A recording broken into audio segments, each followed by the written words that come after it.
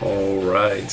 Hello. Hope everyone's having an excellent evening so far. Great weekend, all that good stuff. We're back, hopefully finishing up this, Loudest Delanza, I think, tonight. Giving away an MG Strike Noir tonight as well. Got a couple of backup prizes on tap. Should we have a winner relatively early. And all that good stuff. So I'm going to jump in the chat, say hello. Before I do, a couple of quick reminders. Number one, if you enjoy these streams, do please hit that like button. Helps more people see the stream. Greatly appreciate it. Number two, Super Chat and the Streamlabs donations are currently enabled. Any funds that come in from those channels goes directly to backup prizes. So also super appreciated if anyone's feeling generous tonight.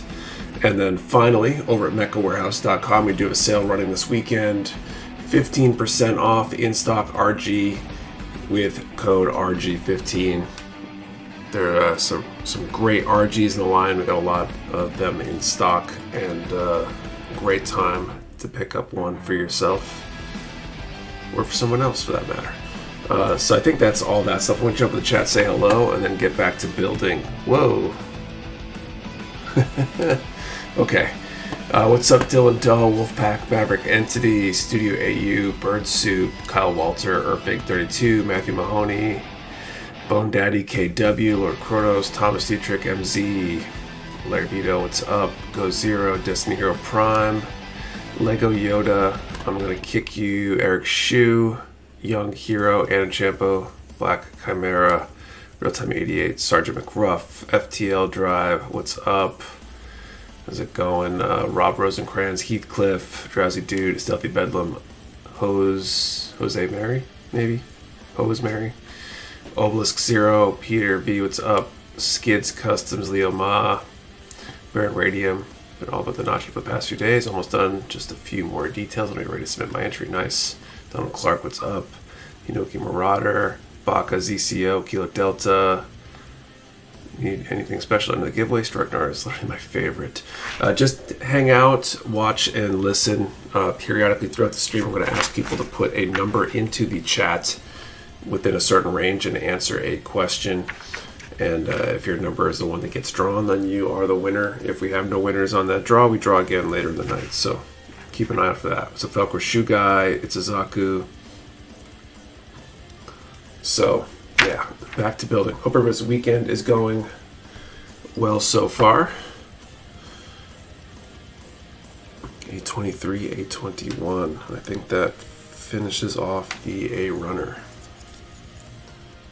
Mine's, I guess, okay so far. Mostly just getting stuff done that I didn't get to get done during the week. And, yeah, that's pretty much it. Not a whole lot of exciting stuff for me today. That's okay. I feel like I was actually somewhat successful today in getting caught up on some things, so. Nick, hello everyone. What's up, Anthony Sermoshi? Highlight of the weekend is always these streams, Nick. Nothing tops them. Thanks, dude. That means a lot. Salt Milky weekend's going well. I just need room for all my plastic imitation robots. If I could just sell people space, I would.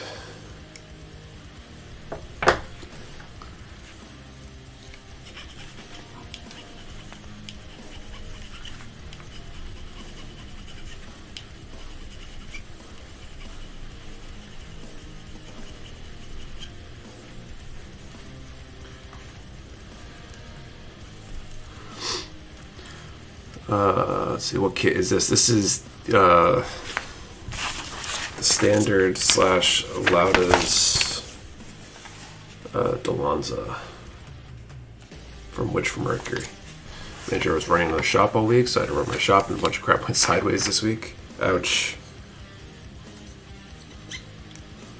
You get it all handled, I assume. Got HG Bear Guy for Steal by Locals. Cool.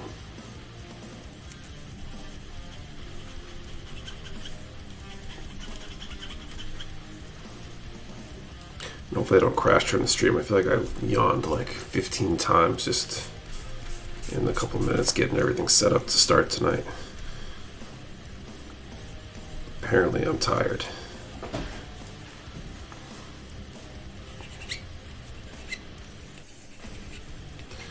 And speaking of the notching, I gotta paint mine. I think I'm gonna do some painting tomorrow. Last weekend I did a little bit of color testing and stuff.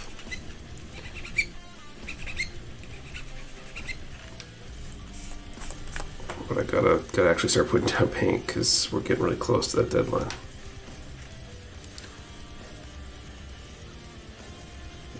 Thanks for showcasing my MGSD this week. No problem. Thanks for the submission. And I guess I should, while we're talking about it, encourage anybody who hasn't but might be interested. We do have a submission link for Spotlight submissions if you have a build you want featured on the Mecha Warehouse social media channels. There's a link on the main page with where you can submit your build for that. We're always looking for more builds to spotlight. For the most part, as far as I know, the shop hasn't burned down. Being shipped into a smaller room whilst mine is being painted, redone, means I have smaller space for backlog to inhibit. Literally kind of stack some of them now. Ouch. Mercury kits are something else. I'm not usually in HGs these days, but Mercury kits have been a pleasant surprise. Only done the Demi Train and Aerial when they first dropped so far. Yeah, they've been good. It's definitely showing how far they've come with the engineering of these kits, which for Mercury line is pretty solid. Doing water slides for Redacted 2 build. Really enjoyed how the kit came together. Nice. I know you said you'd probably never do Anime Boston, but I would just like to let you know that Gundam Protest classes and sponsors the builder room as well as space in the dealer's room. Yeah, so we don't do... we wouldn't run a booth, I don't think. We thought about going down, maybe do content or something. We'll have to see.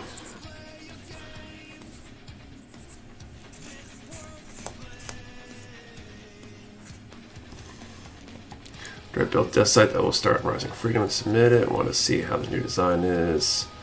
We'll make an RG Power Toaster Aerial sometime soon. I don't know. I hope so. I think both those would be pretty cool to see as real grades. It's super hard to figure out what they're going to do though, because they're pretty unpredictable sometimes.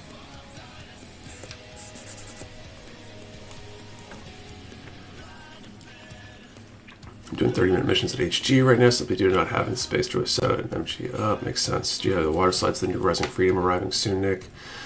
I'm not sure. I know we had a shipment of G Rework arrive with Gun Primer on Friday. I don't remember if that one was in that set or not. And I know we're working on a Delpy order. I don't know if the Delpy's got slides for that one yet and what the status is, but there's a decent chance that we would get them pretty soon, but I'm not 100% sure. Is HGCE Destroy Gundam coming to the US? I'm not sure. I think they're supposed to be soonish though. Working on Prime and Paint Redacted 2 finally today. I got delayed way too long with all the rain I had in my area. Good luck for Carlo 22nd's next Bandai News event for Plamo. Interesting. I mean, I get you don't want to sell stuff, just so you know other things are already happening. Yeah, I've been aware, I've heard. There's definitely some opportunity there. I'm still trying to figure out. I think the next event on the horizon for us here is ValleyCon, which is April 7th out in Chicopee, Mass. It's usually a good show every year. And thinking about going out, I have a karate tournament here in New Hampshire on the 6th that I have some students competing in, so I have to support them. So I'm trying to figure out if I can handle back-to-back weekend days away from home, where I'm already pretty stretched thin. So let's figure it out. Yeah, they are up on the Delpy site, but I figured I would just wait and order from you since you usually get them in quick. We've been slacking on Delpy. We're supposed to be placing an order very soon, though. It's building an RG gold frame ashtray and the small red helmet tip onto the floor and slipped into the ether. Dope. It's probably HG and RG kits. Parts are so small, so as they fall on the carpet, they're gone forever. Think they would ever make more FM Witch Mercury kits? Probably. I feel like the Full Mechanics Aerial has been pretty popular. Okay, F1. So I could see it.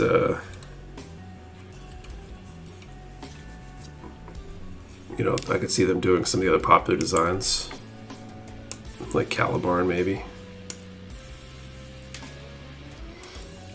Kind of surprised Aerial Rebuild isn't already like a P Bandai or something.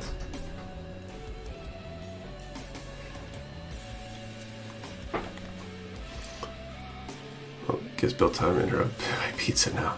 Be stocking with the tools and supplies soon. You guys ever thought about stocking premium Bandai every so often? We used to way back. Once they started supplying P Bandai in the US through US P Bandai, we stopped because that's the only source we have is directly the same place that everybody else has to buy it direct from P Bandai. So we basically got to buy it at the same price you could buy it for and then mark it way up, which is kind of a losing proposition. We're either taking it so you can't get it and making it harder for you to buy it, or we are taking the gamble that you didn't get it and wants to pay way more for it. Find the gun node, so there's hope. It's better build RG Red Astray or RG Unicorn. I've only built the RG Unicorn, so I'm not sure. P Bandai, what makes a special P Bandai? That's premium Bandai. And they're special in that they're like a direct from Bandai, web only kind of offering. They tend to do designs that are more limited, might have less popularity, and do them more as like a limited run kind of thing. Do I get orders from Vermont or Maine often? Also, have you been to either? Yes, we do get orders from Maine and Vermont, and yes, I've been to both. My karate teacher's up in Vermont, so we go up. Not as much recently, but a few years ago we were going up multiple times a year up into Vermont, northern Vermont, for some stuff. And Maine's pretty close by. My mother-in-law had a camp up in Maine too for a while, so I'm just gonna also see. It's just a handful that I doubt will be retail. Which Mercury will most likely be P Bandai for the HG releases, at least currently. I feel. I think all the stuff they think's gonna be super popular long term has probably been designed. Oh, sounds like Scalping Nick on P Bandai. Yeah, I mean that's basically what it is, right? It made sense back before USP Bandai existed because there was no easy way to get it. So I could go work with some business in Japan that would secure the stuff for me, ship it over to me, and that was your only option to get it from businesses and individuals that were doing that kind of stuff. Where it's available over here now, the upcharge isn't really adding a service, it's just basically scalping.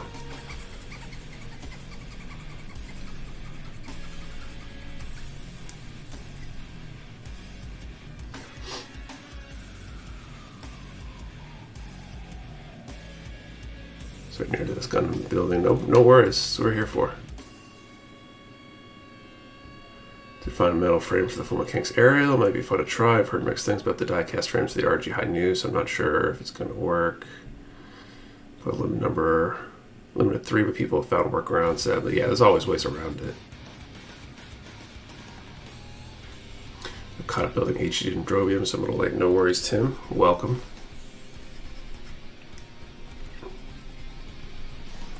Yeah, it's more risk than it's worth. More effort than it's worth, and it's not really, I don't think it adds value, so.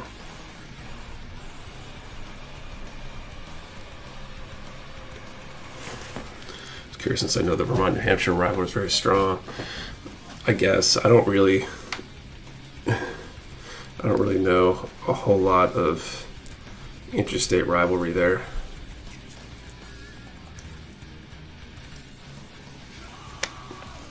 I feel more rivalry with Massachusetts, but maybe it's because I moved up from New Hampshire, or moved up from there to New Hampshire or something. Tell my family back in Mass that New Hampshire's better all the time. Has anyone seen the gun node kit announced from Witcher Mercury? Has some cool effect parts. I haven't. Is that a P Bandai?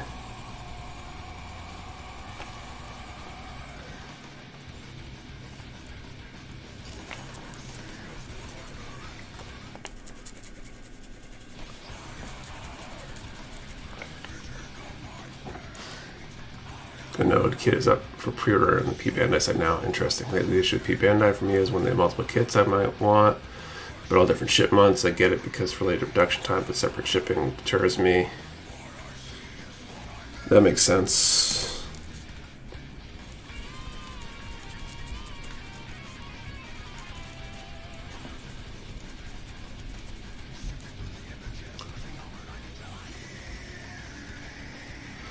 Working on MG Barbatos for my friend's birthday. It's actually my first MG kit. I'm putting a ton of effort into it. Been a super cool kit so far. Stoked for my first order from y'all. Cool. So yes, New England just loves to fight with each other, I suppose.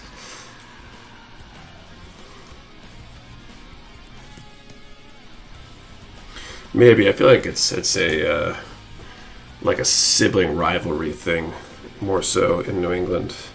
At least that's my take.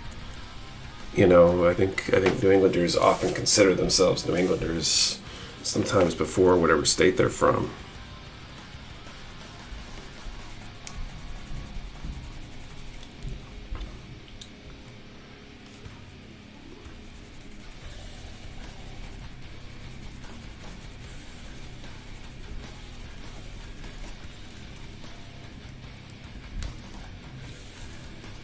I don't know why the nubs don't want to come off this particular piece.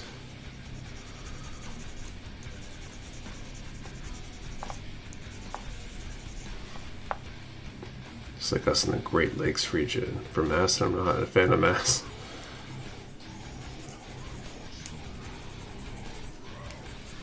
I feel like that's a lot of people in Mass. I don't know. The issue with P Bandai doesn't release kits that all release in the same month, at the same time. Got to pay for this game, a cancel, order, reorder. But the kit's just announced for same month.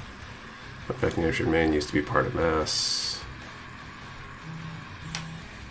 And here in Maine, have nothing nice to say about Massachusetts. I know Maine definitely used to be in colonial times, I think. Playing the Gundam game. Oh, Rob, that's not me. Should probably actually watch some Gundam at some point, but I have no idea where to start. Kind of Gundam models because G.I. Joe Flame models I found always interesting. I mean, there's so many different places you could start. If you're completely new, I guess it depends on where your tastes lie. One could argue you could go back to the original Gundam first, but if you're more of a newer animation and modern story pacing kind of person, like Witcher Mercury is not bad. Goes around late, prep for cooking tomorrow, no worries. Always clear plastic cracks so easily. Whatever they put into it, it's more brutal, I think. It's harder too. I think we'll be seeing you at the IPMS show next month. I'm hoping to go. I'm not even 100% sure if I'm going yet. I was just talking about a little bit earlier in the stream. I've got an obligation the day before. I'm trying to figure out if I'll be able to balance 2 full day obligations in the same weekend with everything I've got going on. I think I probably can. I'm hoping to. I gotta make sure I got someone from the media team who can take the ride out with me. Start with the OG Gundam or one of the secondary series many choices to make, definitely. Thanks Boggs Escopin for the sub. It's got in from eating out in Mexican town or Armando's in Detroit so full. You try Unicorn first for some UC goodness. Unicorn's good. You want to sell the southern part of Maine back to Mass. Stoked for the giveaway for Strike Noir, my favorite Gundam for like ever, and I've been trying to get the kit for a while now. It's been so hard to get. Actually found y'all because of it.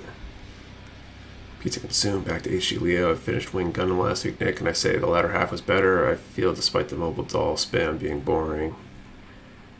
Trace is right in the end. Start with Zeta, everything else is upwards. Black Chimera play GBO2 and PC every now and again, but off. Let's see. Want to have a fun wild ride? Then I would say watch G Gundam. I like the Build series too, like Build Fighters. Good one if you want to watch with younger family members.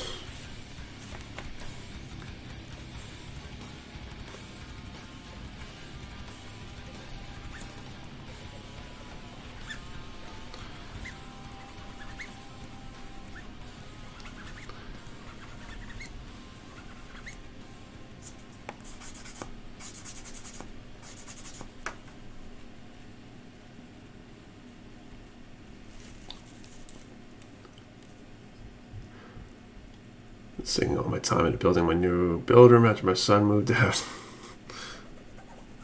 Nice.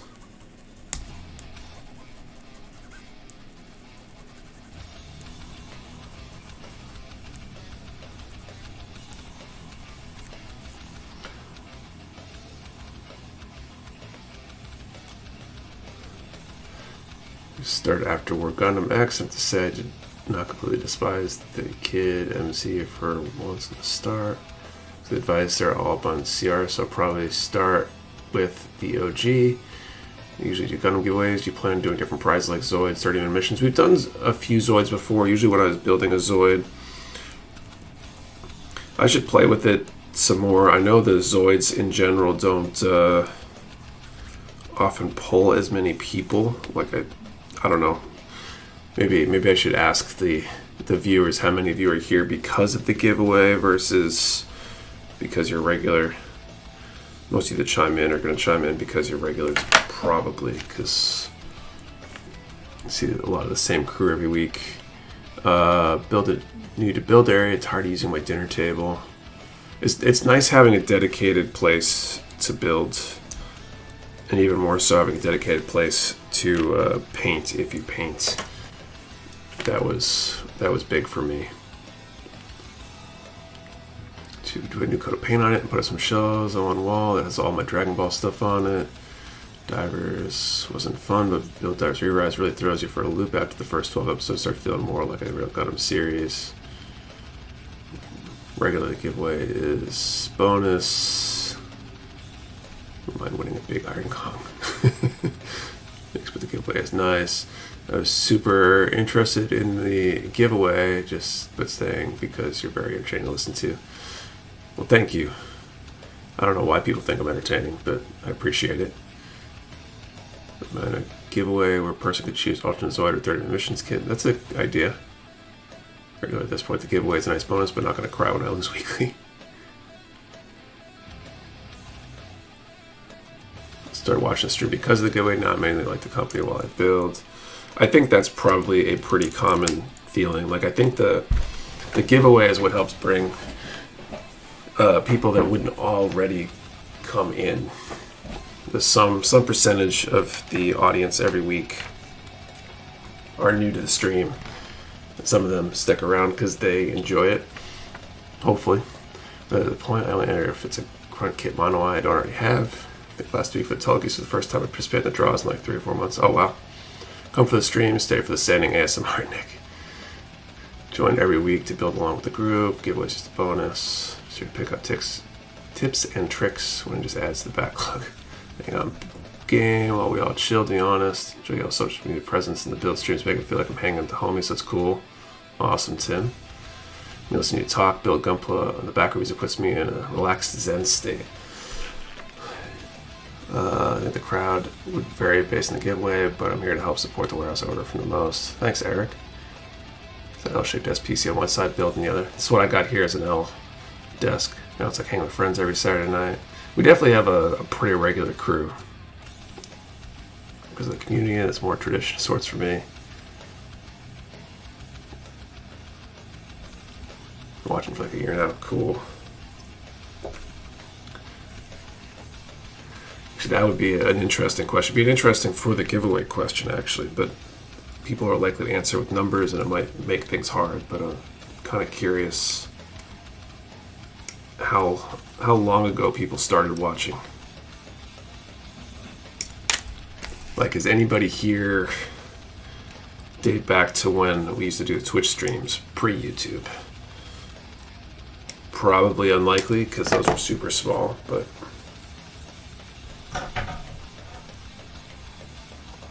you're entertaining because you reply and read every comment, but you're also very easy to vibe with. I'd be working on a kit right now, but waiting on my desk lamp to come. Good light is key. Here because of the community. Let's see. Came for the giveaway, but now it's just more hanging out and helping out however I can for the rest of the Gundam community. Can't forget the conversation goes in a completely unexpected direction. We have some interesting conversations. So while stream is happening, I'm usually building my own stuff, just listening and enjoying. I think a lot of people build one that they watch too. We've been watching for about 2 years. Cannot say as far back as Twitch, as I don't really watch any Twitch streams. I think it was summer 2020 when we started doing YouTube instead of Twitch. And that's when a lot of our audience and customer base grew very rapidly, so. Don't watch as much as I'd like. Saturday night is build night with the wife. Nice. A little over a year. To build. I'm eyeing a Leo. I have with the Space Leo accessory pack to paint the accurate color instead of green. Very cool. You paired my YouTube when I started purchasing from you. I started watching almost 2 years ago. Cool.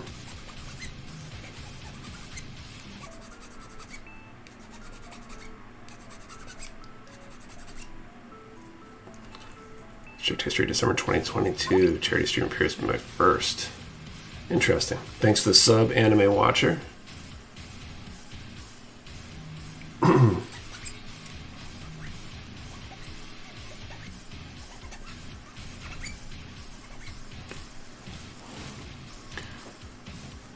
Mid 2021, I think. I don't know where it makes things just blend together anymore. About a year and a half ago, thanks to stream, I was able to find a steadiness and learn new things in the chat as well. Cool, Thomas. It's called the EW version because the film had green ones in space. I don't know how accurate YouTube history is. It's potentially true. I don't know either.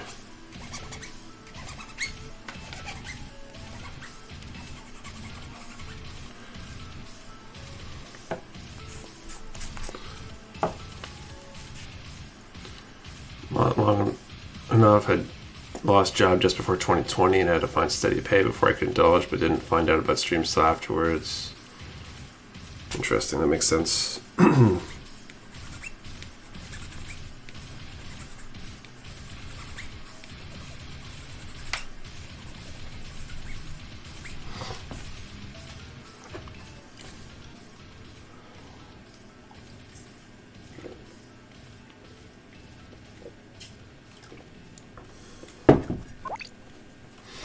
Thanks for the sub, Solid Monkey. Found your page on Facebook and seen you mention on there you were.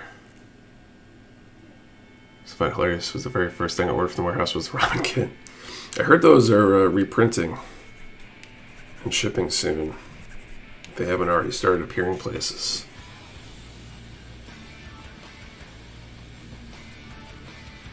Oh, that was a super. I was super surprised people did that like last year. We've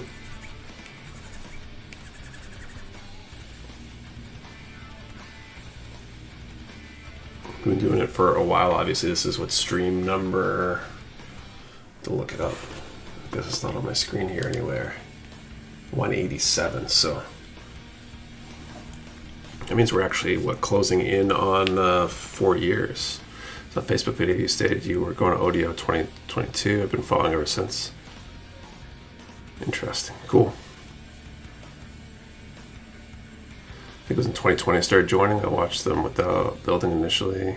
Interesting. Some US stores have been getting ramen kits last week. Fun little novelty. We'll probably end up getting a few into. Supply chain's so mixed. It's like so interesting how some stores and distributors get things way before others. At least with reprints, it's not as a deal, I guess. But new release is really annoying. Is there a dog barking in the stream, or is it my neighbor's dog? It's probably your neighbor. I don't hear a dog here. Started after discovering Mecha when I was searching for MG Part 0. Nowhere else had them view, so I jumped at the chance after arriving. Everyone else had it in stock. Started 2 charity streams ago. Want to keep that stream nice. Work gotten way of ODO this year. That's a bummer. ODO was really good this year. There was a lot of good stuff there. Already looking forward to next year.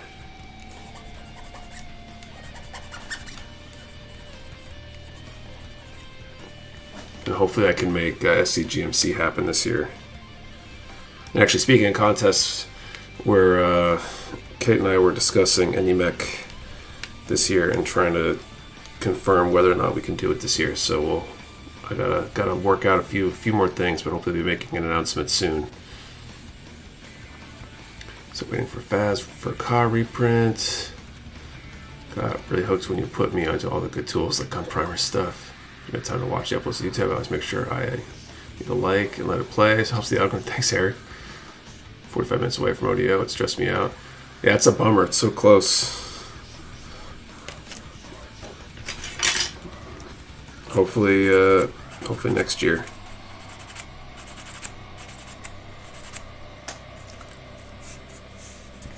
What really won me over was you sending me the pin with the Boxer MG Epion with the 0. I hope there will be some age reprints this year, almost through the series, and there's some nice looking kits from it. Definitely. Okay, I'm going to finish sanding this part, and then I think I'm going to figure out the number range for this first draw. The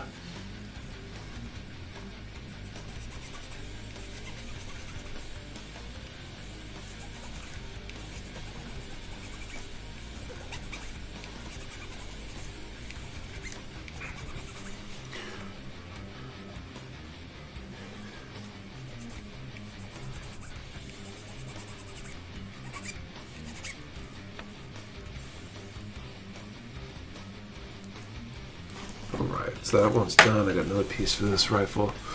The older, not as well followed series like After War X makes me yearn for new kits of all the wacky grunts I see in them. It's interesting how some series have way more kits, it seems like. Or I guess some just haven't printed in a while too, but just top 5 for me, it's not as bad as everyone thinks. The problem is level 5 has some rights to it. Should reprint the HE Rose and Zulu. Didn't they do that relatively recently? Okay, so let's figure out this first draw here. Okay.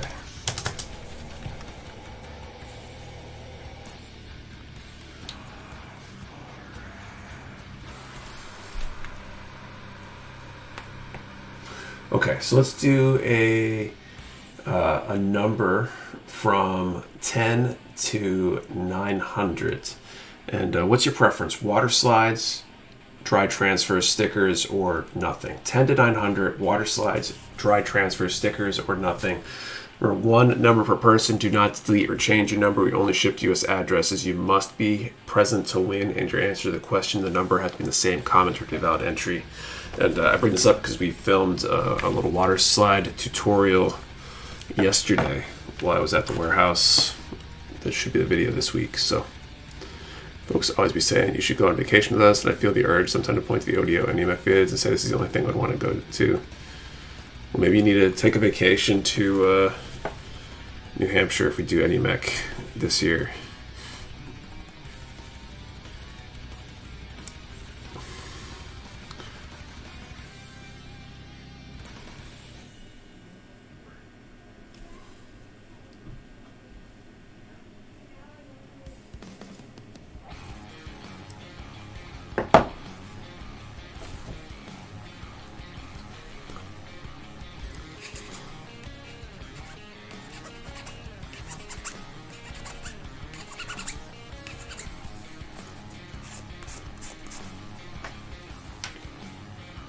A lot of water slide answers. Kind of more than I expected. But that's cool. Water slides are good. My vacation this year is going to be me laid up from another foot surgery. Well, that's not the most fun vacation. I guess you can catch up on reading or video games or any other stationary type activity, but not as much fun.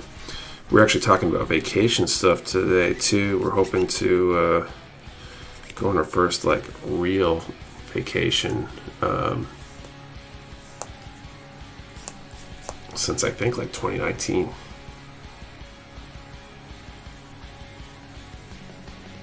Or was it before that even? 2017. Second son was born in 2018, so yeah, it might have been 2018. And then COVID happened and kind of blew everything up. And then business and all that stuff too. Take your waterside kind of guy, definitely. Taking vacation over a decade. I used to not traveling more. Anywhere, cannot really drive out there. I have poor flying. Used to work at an airport. That's funny.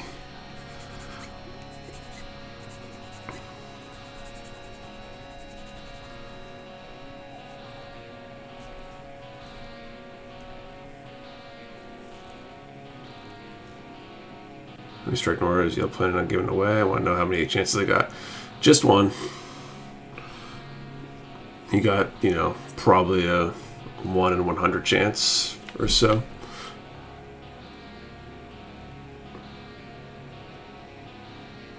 What was the question? Water slide decals, dry transfers, stickers, or nothing.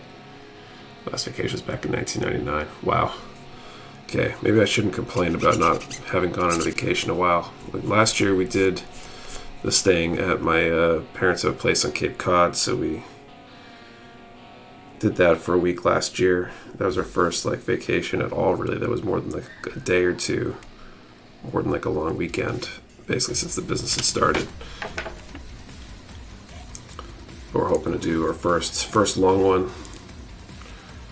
Looking at amusement parks and all that kind of stuff.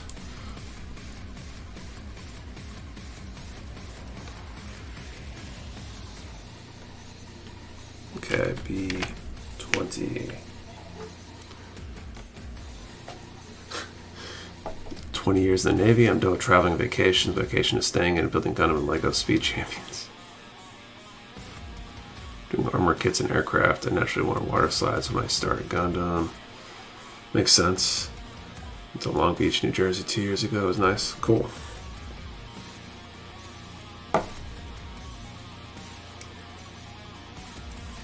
You want $1 billion of tax. How many millions are you paying Bandai to make a PG heavy arms? I don't know. I don't know that they would, knowing them, they probably wouldn't take it even if I offered to pay for the whole thing. Never been on vacation before. Wow.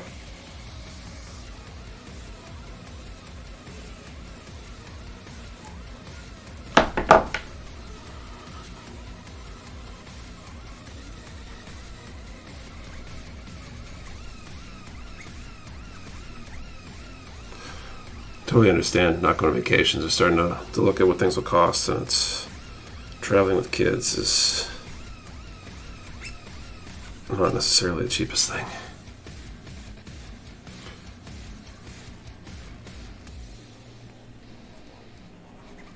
One of the things we're looking at is whether or not we rent a car for the trip, because we got a Rogue, which we can fit everybody in okay, but taking a long road trip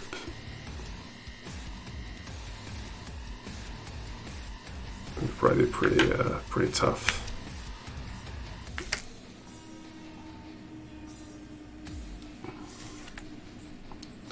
Around every vacation I've taken last year has been worse than just staying home and chilling. I feel that sometimes just being home is nice. I think the hope is that if we get away, we won't be as likely to get roped into stuff. Oh, okay. So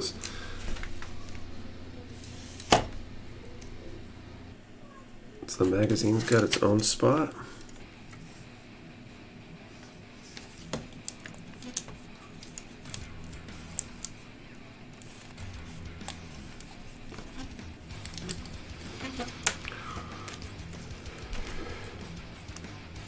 They'll replace the Yokohama docks or something, or just let it the area be. I'm not sure.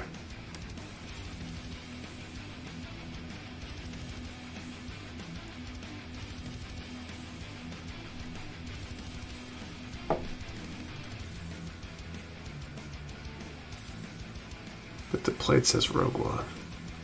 Oh, I see. It took me a second there.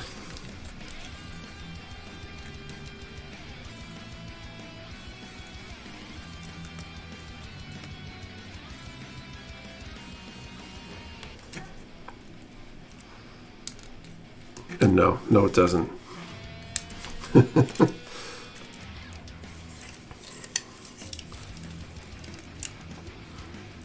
Folks are trying to get me to go with them in April, and I'm like, nah, a week where I can spend my evenings. That disruption is good enough.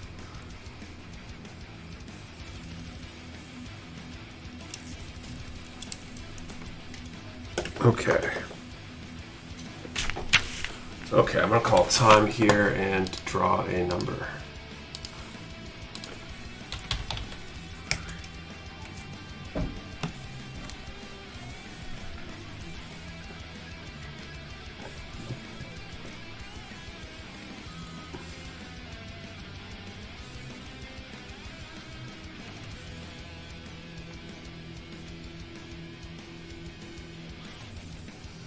Okay, 10 to, what was the range? 900. Okay, here we go. 272. Pretty good. So it's just the fact that it was supposed to be made for the Olympics timing. Yeah, I mean, they'd probably figure out something else to put there. Okay, 2. I don't see a 272, but maybe this is still scrolling. I'll let you guys confirm, though. No winners. Okay, we'll draw again in a little bit. Okay, so now the sword, B25, and I think that finishes off the B runner.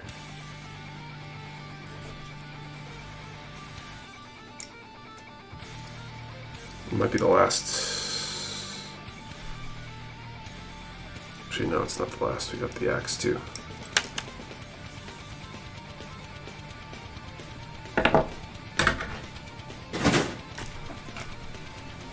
This MGO straight gun in my backlog for almost 2 years. About time I built it. Forgot it has a launch pad. But yeah, that's pretty cool. I like when kits come with bases, especially when they're not just like a standard action base.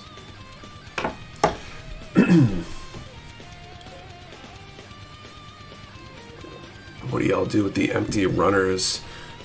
Personally, I end up just throwing them out. I don't think they're technically not recyclable here.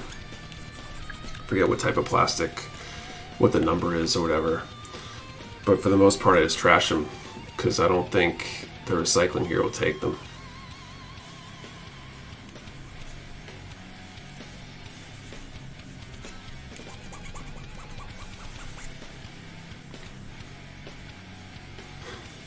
There's no greater pain than being off by one number. Sun Tzu, probably. Too bad Eco Plus, Japan locked, right? Like, it'd be nice if they had a recycling program for this stuff.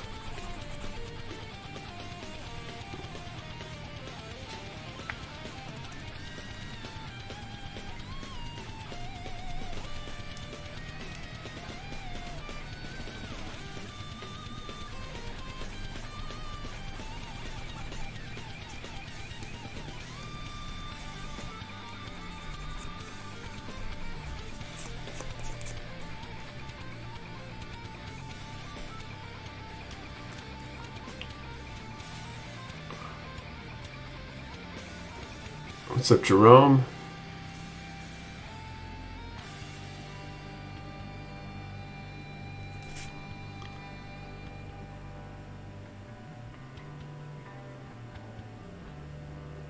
Keep my runners test paint on.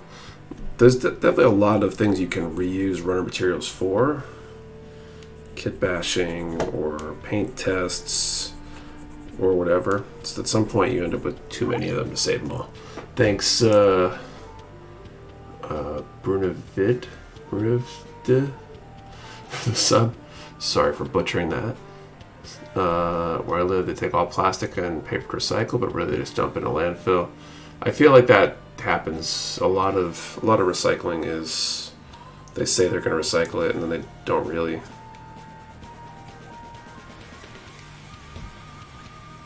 I think my local transfer station won't accept certain plastics. She was just listen to the podcast before this. We talked about the hypothetical scenario in which Bandai would allow runner recycling in the U.S. Same also, I don't remember where they came from. Those are great for peg replacement for broken parts, right?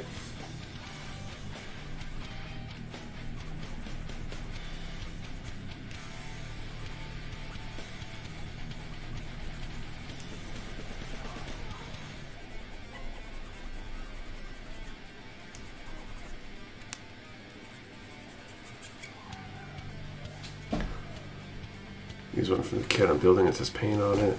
Makes sense.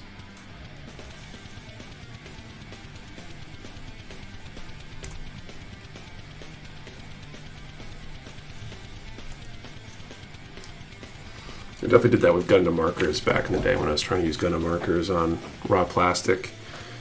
I'm trying to see how well they would match to the raw plastic color.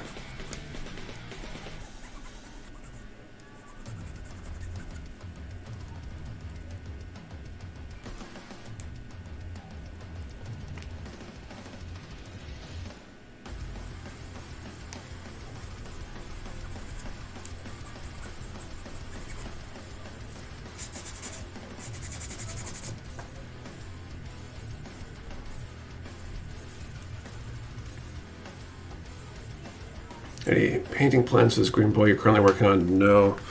Basically, all the Witch from Mercury kits that I'm doing are just getting panel line and top coat. In fact, that's what I'm going to be working on after I finish this, is going back to a couple I did last year and catching up on the panel lining of them, trying to reduce the number of new work-in-progress kits I have. I have a whole bunch of kits that are snap built that need paint or water slides or, something. 30-minute mission kits can always use the runners to fill in the holes. Seen some great work by some custom makers on YouTube using them. One guy even used a ring-shaped section to form a backpack cannon array. That's interesting. I try to use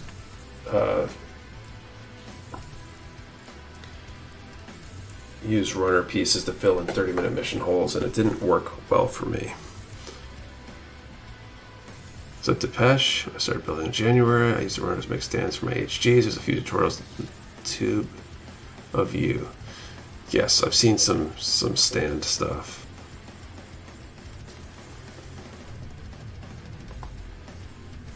Speaking of Gundam markers, has anyone seen the newest Display Super Metallic Gundam markers? They look really good, but not many stores have them in stock yet.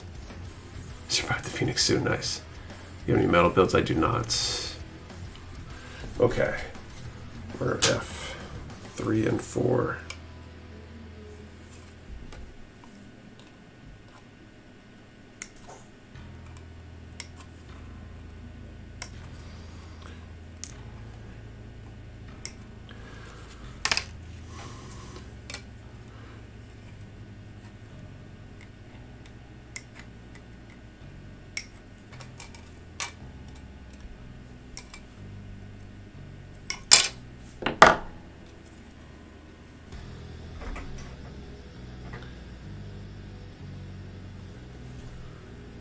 I DM you on the Discord one of the videos, Nick. I think you might find some ideas. Sure. Yeah, definitely. I tried, and the problem is I couldn't either get them smooth to the surface or get them consistent depth. And since I was filling a lot of the holes, it didn't work out well for me. So I ended up using plot plate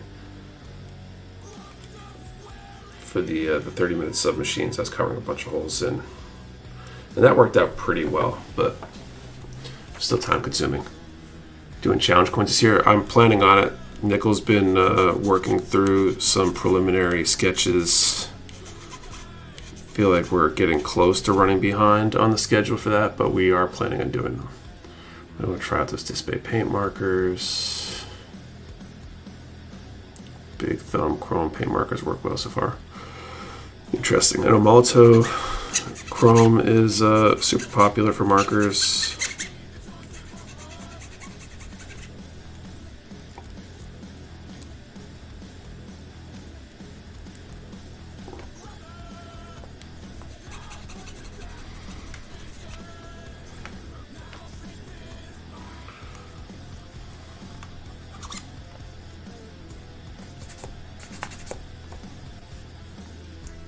Patient waiting for this year's coin.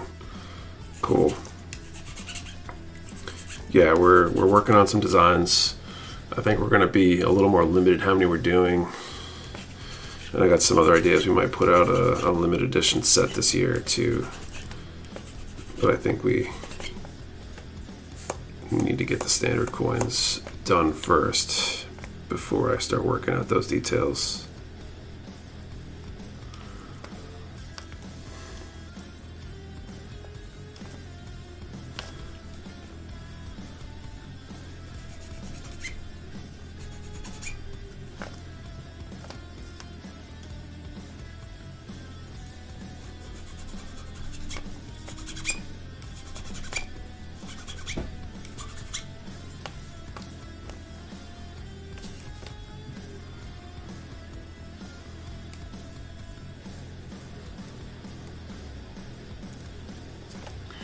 Got a marker, silver plated. EX is honestly my newest favorite marker. There's a nice chrome, mirror chrome finish. Best if you can strip in seconds with rubbing alcohol. It's cool. Only metallic markers I've used are the Gundam markers. I know I've had decent luck with those. I feel like the metallic Gundam markers actually are some of the better Gundam markers in general. In terms of finish and stuff, they'll cover a decent area and still look pretty good. I feel like the regular markers, if you do large areas, you got to be careful because they essentially show the equivalent of brush strokes. Down at ODO, though, I saw a couple builds that were painted with Gundam markers to the Gundam airbrush system, a couple SDs, and they looked quite good. A lot better than I would expect from the Gundam marker airbrush system. So it does a much better job than I would have thought. Is that a razor file? I've only done the white and gray. Sanding sticks for polishing, whatever. I have a billion God hands, small sponge sanders as well, but not a file.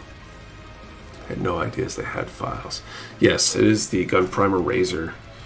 It's a glass file, and it works incredibly well. I think it was October 2022 I started using it, and I haven't looked back.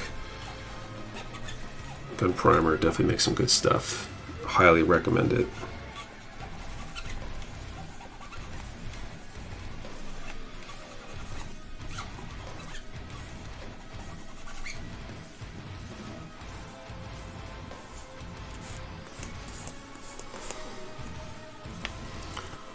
They're available in the store. They should be. They might be out of stock right now. I think they came in with the Gun Primer restock that arrived Friday, or they were supposed to.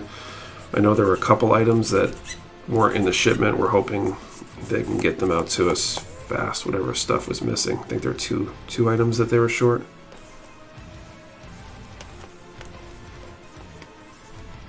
It's made metallic marker streak, but the streaking can actually give it a good weathering feel. That's interesting. I feel like that's definitely the problem with markers in general, though. It's really easy to end up kind of streaking and getting an uneven finish. Kind of like hand painting that happens a lot too. Super impressed whenever I see a hand painted build that looks, smooth and even. Recently bought the display toolkit from the site. Everyone uses tools. The set is amazing. It is a good set. They're out of stock. I have to keep my eye out when they're in stock. Seems like it's doing an amazing job. I think they should ideally restock this coming Friday with all the other Gun Primer stuff, so I would keep an eye out for that.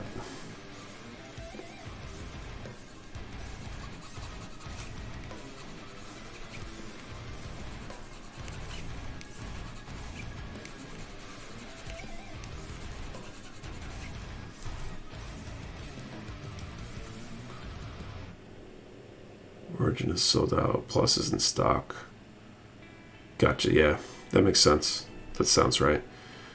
I never painted one of my 40 kits, and I did brush paint because that's all I know. I think it turned out okay, but I've never shown anyone since I was given bad info and it ruined the inner frame. Oh, ouch.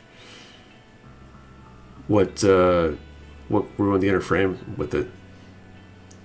Sing splinters work great, but it takes forever to finish one piece. Yeah, this is definitely a handy, quick way. It's got the MGX Strike Freedom from Mecha Warehouse, some of the gold plated parts of seam lines. But if I file it, I lose the chrome. Any suggestions for the same color chrome? It's a good question. I haven't built that one.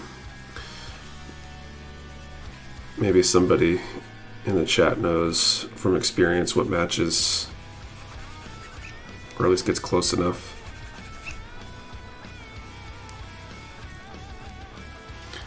Learning how to airbrush with the notching kit, I realized that I always need more paint clips. Very true. The store today, I've seen some moon pies for sale. They had a box labeled as the Eclipse Survival Kit.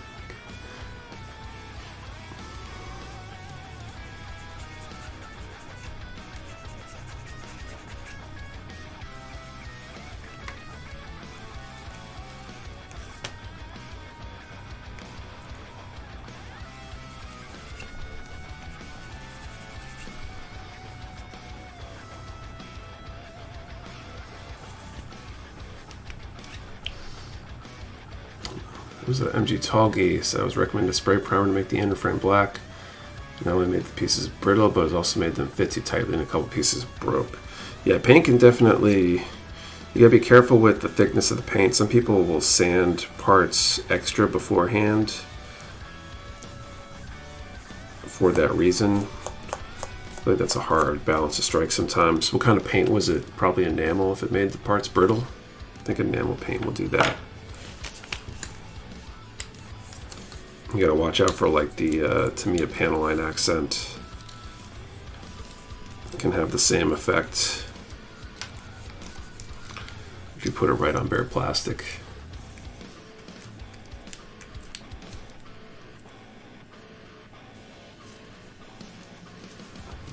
All right, F5.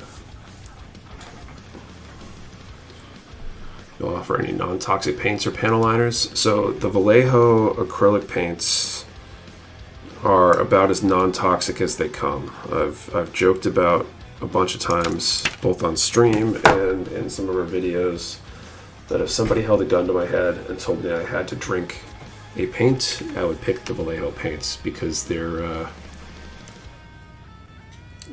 in terms of warnings, they have the least number of warnings. Probably still not a great idea, but if I had to, that would be the one.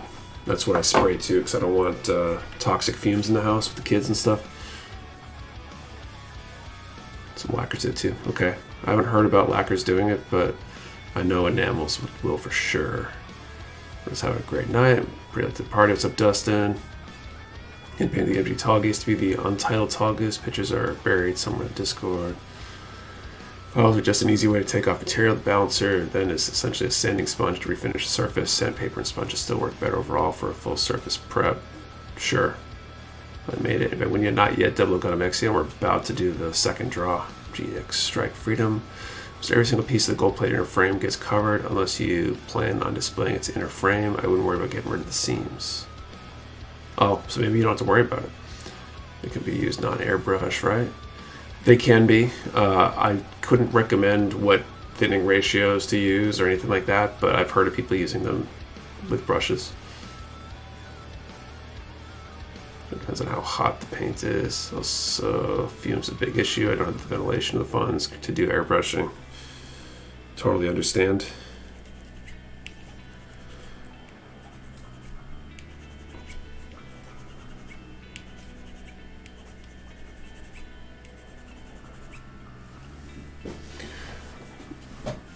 It was from Hobby Lobby, might have been Testers. I did it back in 2020 and have been nervous about painting another kit since. Testers, I think, is enamel.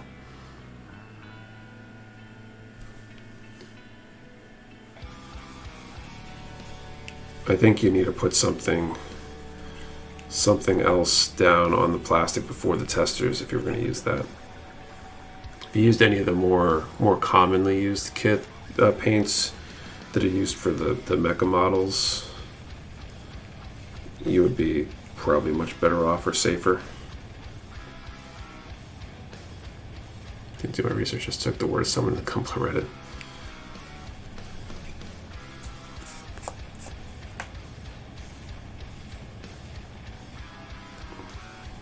Use Testers, but okay for everything I have done. Did you spray it, Minister of Defenestration?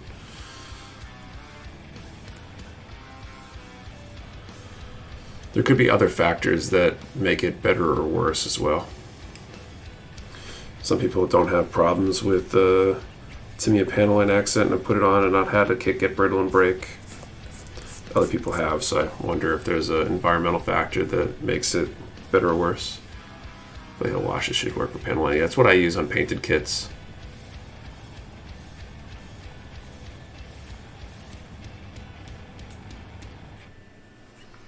When I break out these other witch kits that do panel lining, I'm going to use the panel lining markers just for simplicity. That's what I usually do when I don't paint a kit.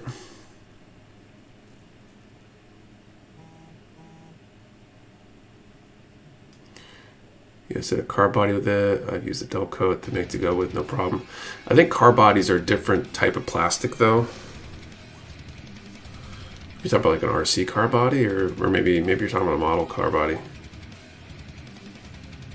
Getting a chance getting more disc bay drill bits, need a whole bunch.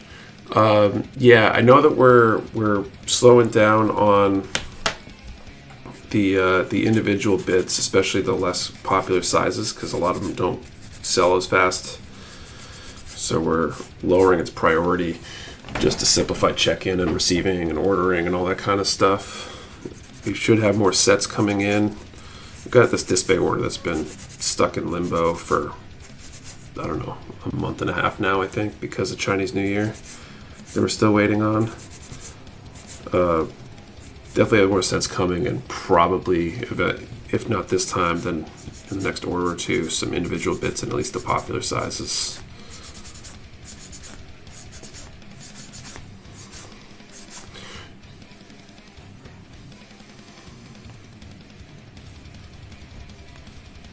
Do you have to place primer prior to painting?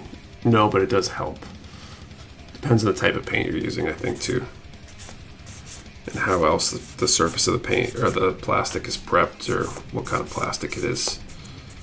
I think you can get a similar effect to the primer with some sanding at an appropriate grit. Well, car body, but the ARC 70 AG did a full paint job too with tester sprays. Interesting.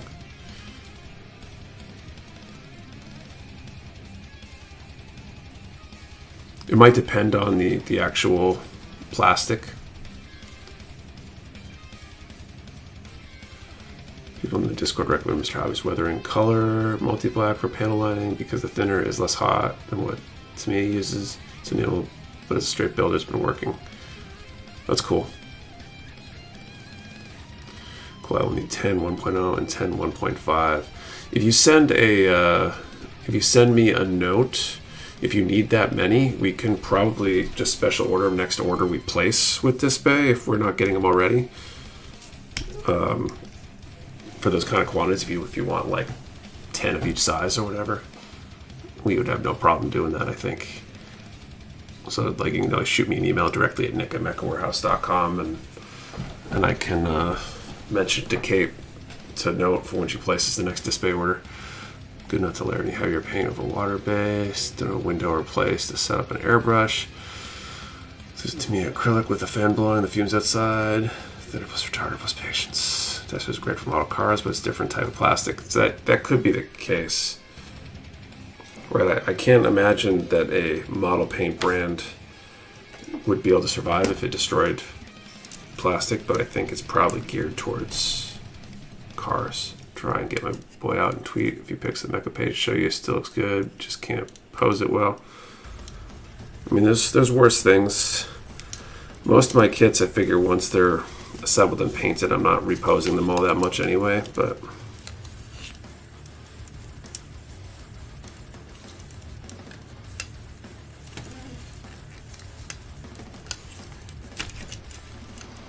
it's a big axe. Gotta love it.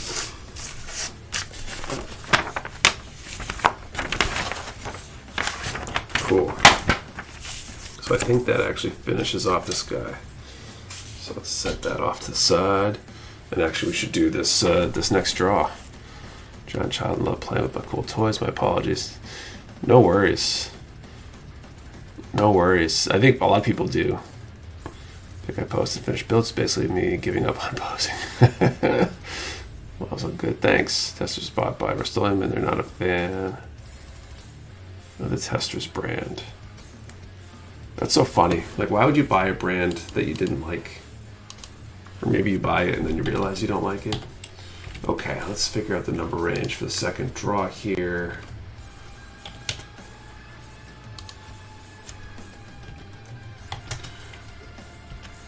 Okay. Got you into building model kits. I know I tried model car. It was 11 in 1999. I thought I would never get into it, and then went to Noir Gundam Wing. The rest was history. Once I put up this draw, I'll answer that question. So, next number range, let's do 10 to 550 and answer the question: do you paint your kits? Since we're talking about paints, 10 to 550. Do you paint your kits? Remember, one number per person. Do not delete or change your number. We only ship to U.S. addresses. You must be present to win, and your answer to the question and the number have to be in the same comment to valid entry. 10 to 550. Do you paint your kits? We're doing a draw for MG Strike Noir. Buy a brand or remove competition. I guess, but like Rust-Oleum doesn't compete with testers. Rust-Oleum doesn't make model paints as far as I'm aware, right?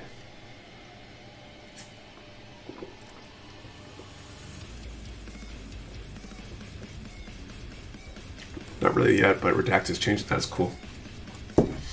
So what got me into model kits? So I built a few traditional kits when I was a kid, I think, but never really stuck for me.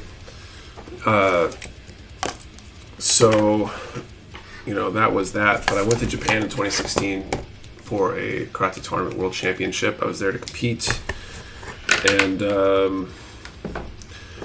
while we were there getting ready for the tournament, we went to a toy store that was like a block or two from the hotel in Tokyo, and they had a whole floor full of big kid toys, model kits and slot cars and all that kind of stuff. And so I didn't realize that so many Gundam model kits and related stuff existed, and that kind of piqued the interest a little bit. And then the second day of the trip, or the second leg of the trip rather, was in Shizuoka, where the tournament was, which also happens to be the model manufacturing capital of Japan. That's, I'm pretty sure, where Bandai does a lot of their production, as well as a lot of the other model kit manufacturers in Japan. And there was a museum, model museum, like, I don't know, a block or two from where we were staying there, and found it and decided to go check it out. We did it a couple times, a couple days actually, because it's, it was a free museum. And they had rooms and rooms full of the stuff. And it was kind of, I think that cemented it when I was there, that when I got home, I was going to look into the Gundam model kit stuff. And so I did. 10 to 550 is the range, James. What type of karate do you do? Kyokushin. Full contact karate. I was there to fight and all that good stuff. Oh, Obelisk Zero, good y'all. Good luck, y'all, and thank you, Mecha Warehouse, for giving away my all-time favorite Gundam. I kept looking forever for. Thanks for the super chat.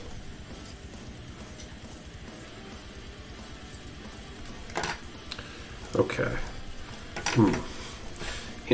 Immediately met with the challenge. What color to panel line this green? Is it black? Is it gray? Is it brown? There was a question as well. Do you paint your kits, James? Nice, it's a great form, thanks. You've been doing that for over 30 years now. Missed the last question. Do you paint your kits? First kit was the Monogram 148 Harrier. I'm old. That means nothing to me. Gray.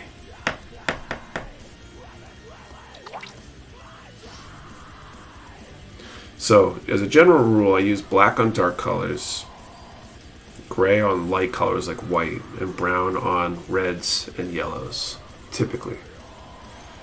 This is almost yellow, so in some ways it seems like brown would be the way to go. It's like hard to say. I think I'm going to try brown. So light and regular gray on my Choo-Choo's panel lining, and got really good results. It's a warm green, go with brown. So I'm thinking it's brown. I suppose I can always try to clean it off if it doesn't look good.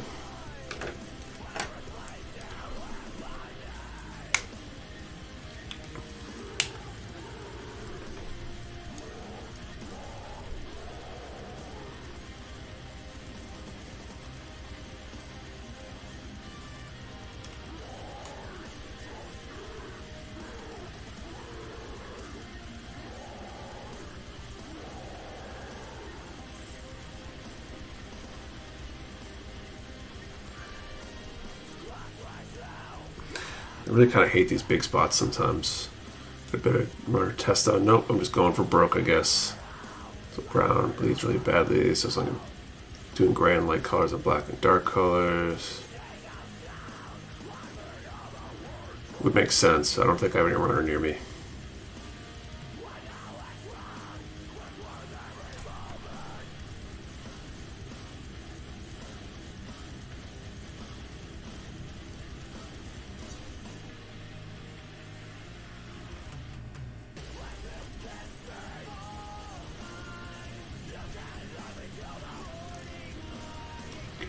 Recommend water or lacquer-based paint.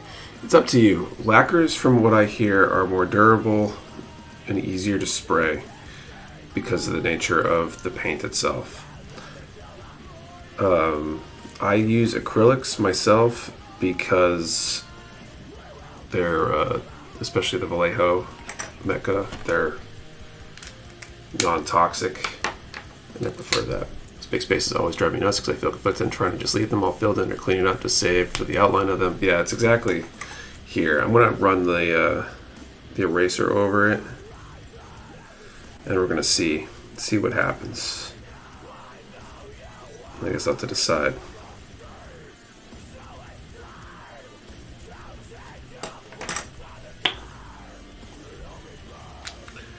I think if I didn't have the constraints that I have, I probably would use tri lacquers.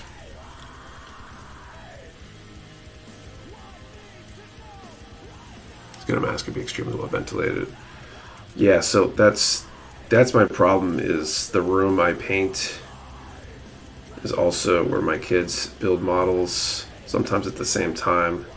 I don't feel bad about spraying the Vallejo on one end of the room while they're on the other end, but I would feel very bad about spraying lacquers in the same room.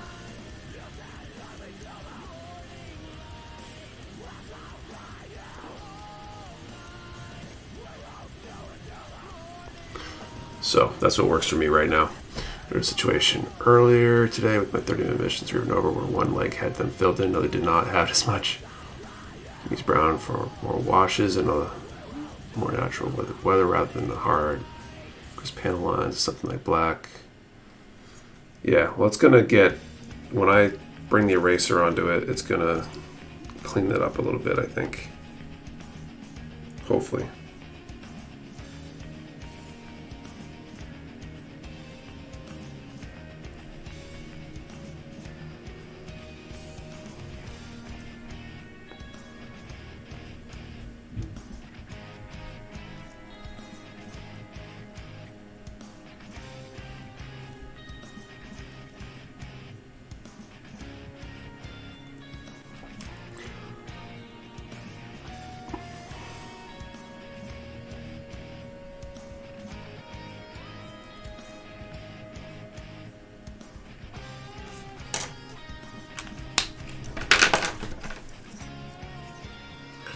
One spot, well, a couple more spots. That's the other thing that drives me nuts about panel lining is there's always like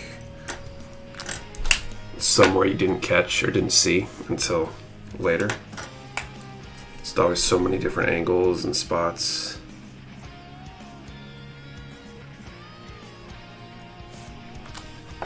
Lacquers are durable, dries fast, so they're optimal for spraying when toxicity isn't a concern. Spraying indoors with kids, though, makes sense to use water-based. Right, exactly. So maybe when the kids grow up, move out,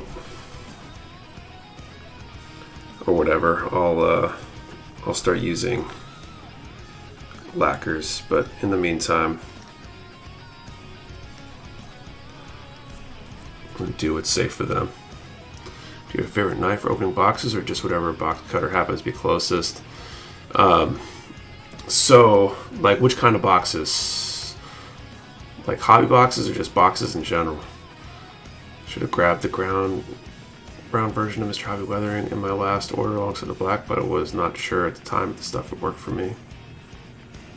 That's one reason I panel line as I build. That makes sense. Keep panel lining as I clean each piece. I probably should. Boxes in general. So if I'm at the warehouse, we have box cutters there we get from Uline. They're like freebies or whatever. And of course, maybe it's habits die hard. I was switched the pocket I was in and it went back to the pocket I normally keep it in.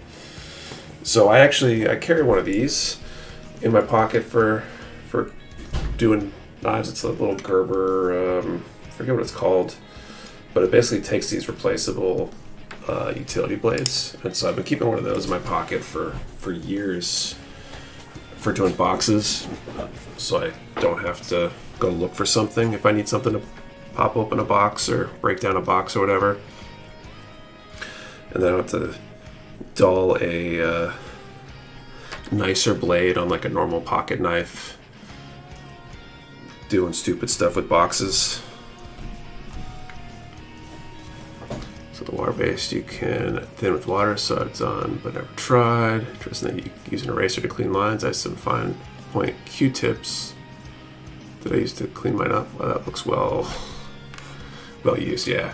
So it's got a replaceable blade. The thing is I don't end up actually replacing the blade very often because it's just cardboard and you almost just need a partially sharp thing to break tape and stuff. Panel lines I build, but since I strictly build my wife and she hates stopping for me to do them, I actually get to play mecha mechanic and deconstruct them afterwards to line and rebuild. Yeah, historically I haven't been a fan of doing them on stream and stuff. So maybe that filters in a little bit. Okay, I need to call time. I think this has been going long here. So time is called 10 to 5:50.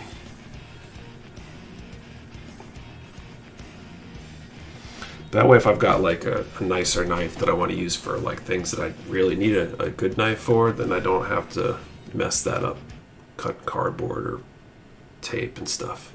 Okay, 10 to 5:50, 485.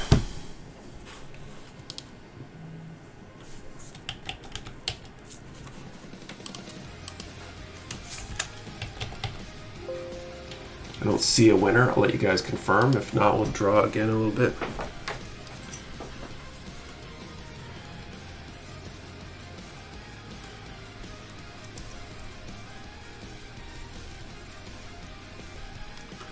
Reminds me of trying to cut old carpet in strips yesterday. The really beat up cutter. Much fun was that? Yeah, you gotta be careful cutting certain things with dull blades too. Like yesterday, but the other day, Kate was noticing a scar she got from when we were doing the rubber floor we put up in the attic for our kind of hobby studio, if you will.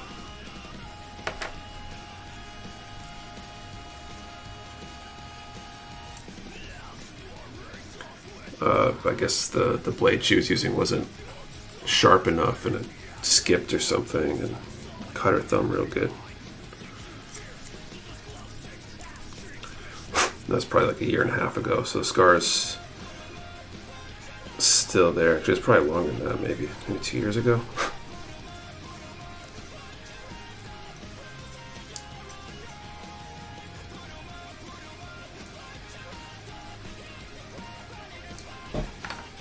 Alright.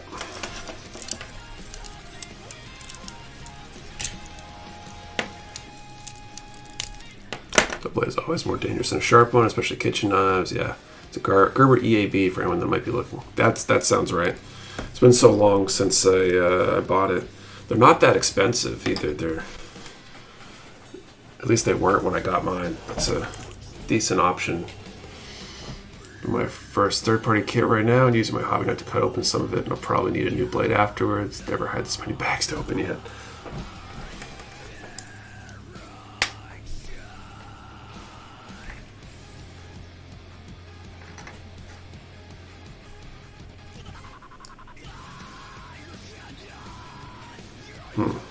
I never noticed that the handbacks are different.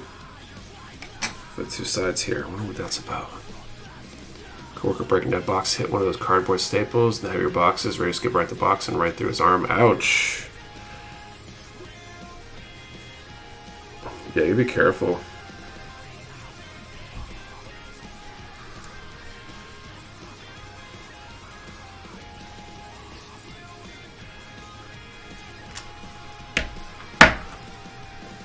old Kershaw for opening boxes. Thing's pretty dull since it's pretty much just for cutting tape. Yeah, I think that's where things end up, right? You end up dulling it, and either you sharpen all the time,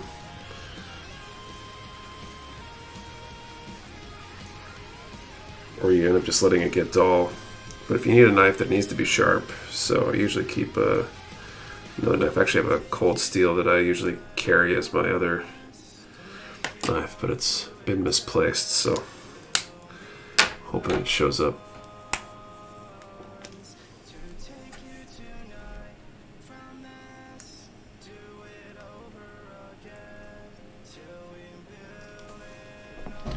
You actually sell decals for RG Epion? Yeah, I think we're trying to restock decals and get back into a decal rhythm again. So I'd expect some relatively soon. We got G rework restocking next week, and hopefully Delpy soon after.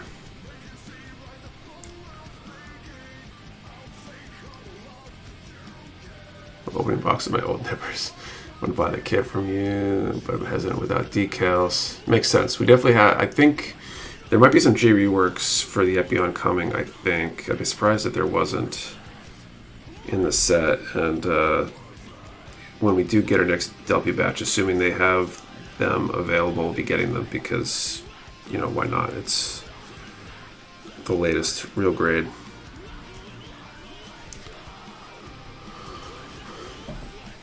Currently sharpening one of my knives. Typically when I do a sharpen, it'll hold the edge for a very long time as long as I maintain it with a strop.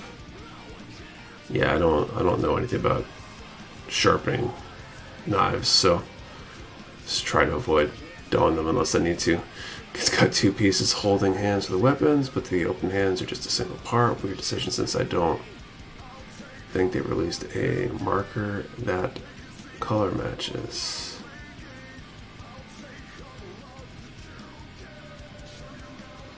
Yeah, I might have to go to the holding hands for the other side just to match. I'm not sure.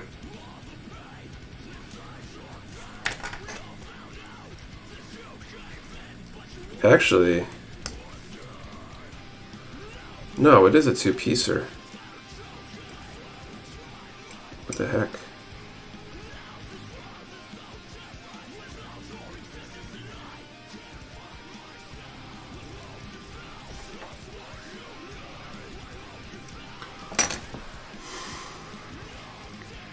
No box cutter for actually breaking down boxes, but at home, but it's rare that I actually need to cut cardboard.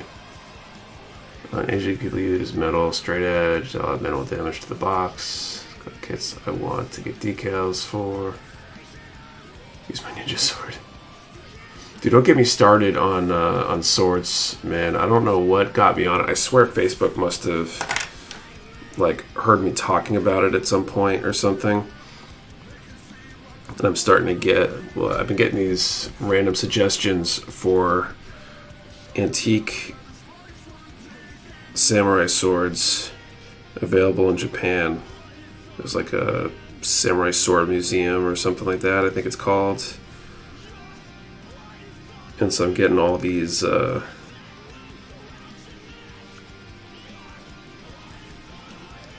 social media posts with these swords that are actually available for sale. Like they're old, you know, 400-year-old, 500-year-old swords. Some of them are super nice looking, beautiful works of art and stuff. And I just wish I had, you know, thousands of extra dollars to go spend on swords. There are worse things to have Target ads for. Samurai Museum in Shinjuku area. It might be.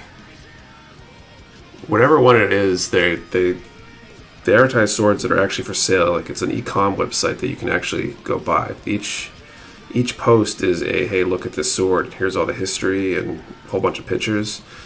But it basically links to a for sale page on their website.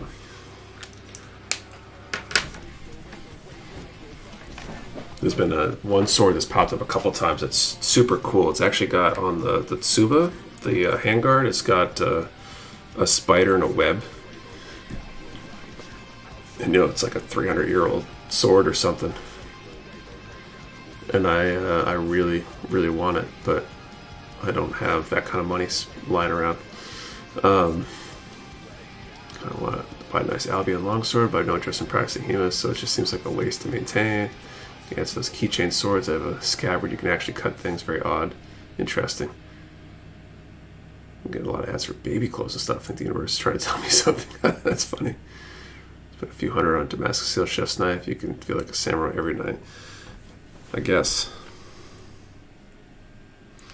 But yeah, it's like the kind of relation to the HEMA comment. I want to go study Aido or something if I was going to justify buying a sword like that, but I don't have the time for that.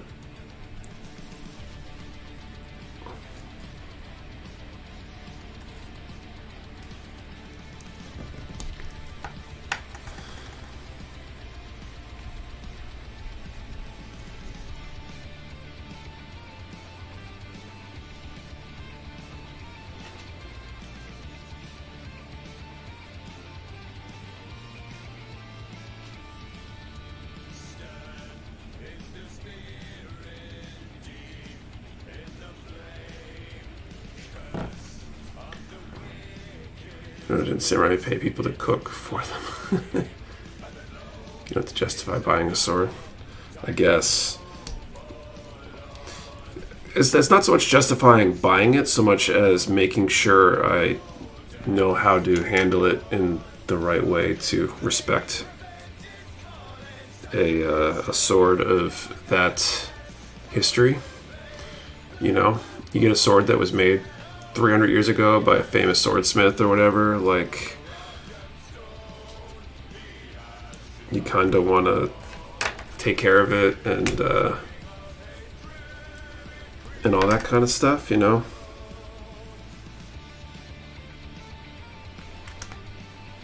See a kendo match if I could. Something about the equipment design gets me. Probably like why I like Dom so much since they're inspired by them. That'd be cool. I still really want to see sumo. I was really into sumo a few years back. I'd love to go to see sumo live next time I'm in Japan.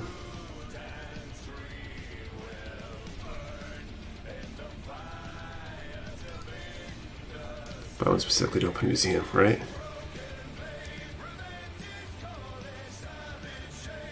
I think people don't realize real carbon steel swords aren't meant to be well displayed and require maintenance to keep it rust free and stuff, right? Yeah. Right, there's a whole bunch to it.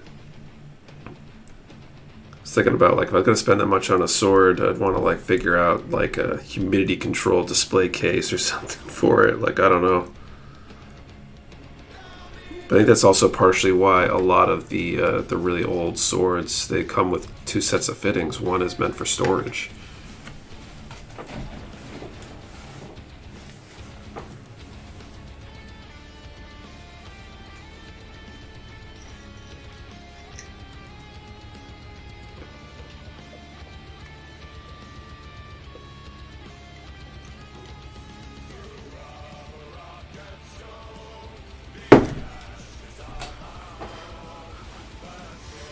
As a teenager, I wanted to be a sumo since I was having a hard time losing weight and was going to use that to make me famous. I went to Japan. Sadly, neither has happened yet. Nice.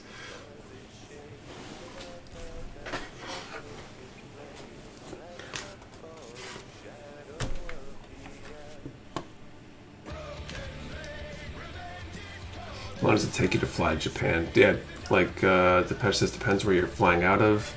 Out of Boston, it was like, I don't know, 11-hour flight, 12-hour flight, 13 hours, something in that range. It was long. It was not a short flight, that's for sure. Okay, let's set up the third draw. Should have just been a football lineman instead.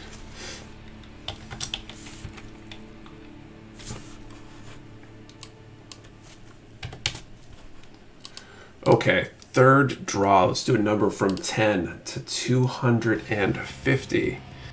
And if you could travel anywhere in the world, where would it be?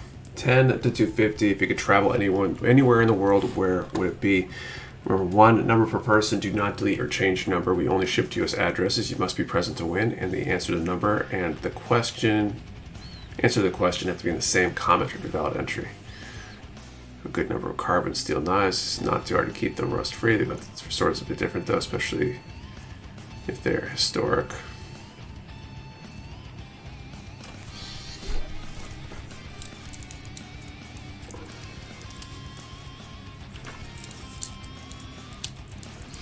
We still need to figure out the Mecha Warehouse Japan trip, I guess.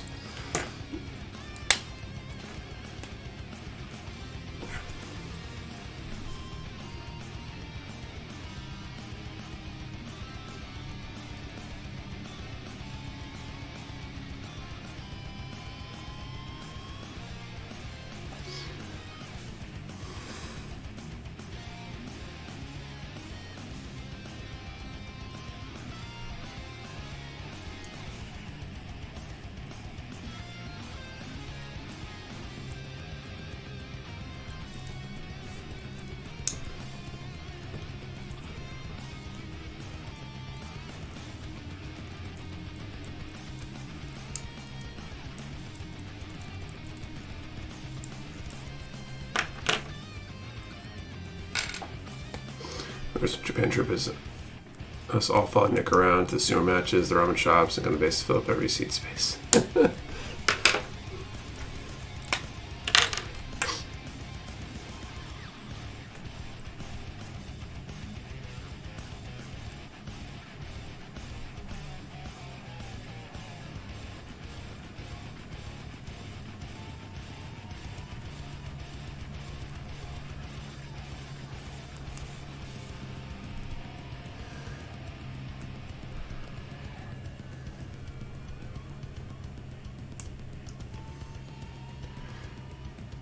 How much longer does the live statue have to tell us thing now? I'm not sure.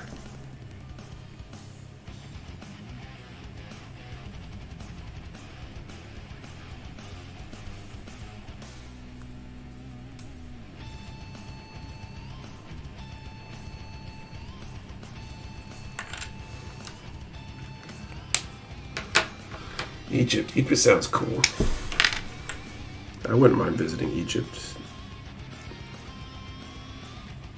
I feel like that's the kind of thing you gotta time, though,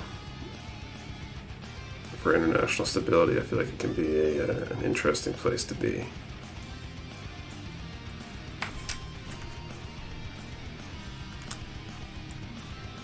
So ideal scenario is to make a U.S. salary and live in China, or maybe Vietnam, or Thailand, and frequent visits to Korea and Japan.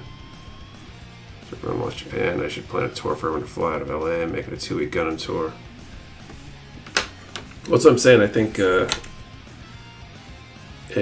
a Mecha Warehouse group trip would be potentially pretty popular.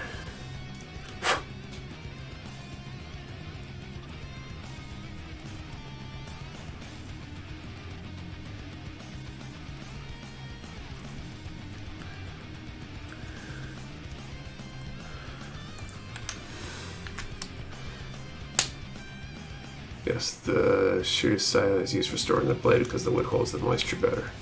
Ah, I see. That makes sense. Like, I knew it was wood. Wasn't really sure why. How much would a trip like that cost, though? A decent amount. I think a lot depends on flight options. I haven't priced out flights recently, and it's been a few years, and a lot of things cost a lot more than they did. So I'm not sure what the flights cost now, but I know direct flights especially, that's how I flew last time I went, was a direct flight. It's expensive. This Mecha Warehouse trip, my consolidated shipping method for all Gundam we would be buying. That would probably be possible. Current flights are still very expensive to Asia. I imagine, I doubt that they're less expensive. If anything, I believe they're more, just because of, because everything's more expensive these days.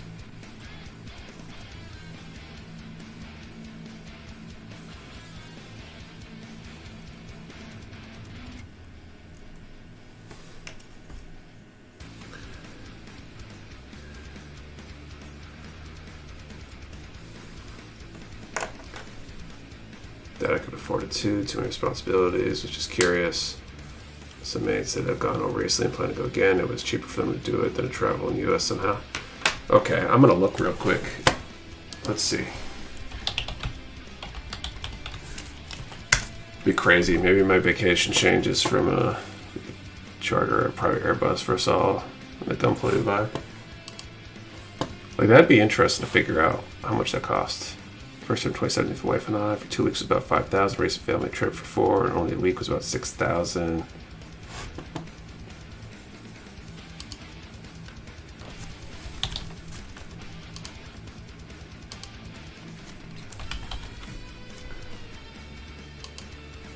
Okay.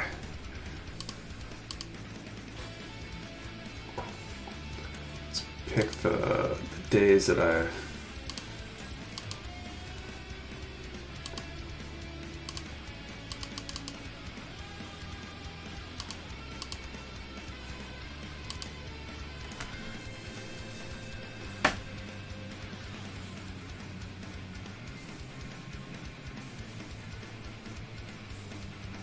I think once you're in Japan right now, because the dollar is pretty good against the yen.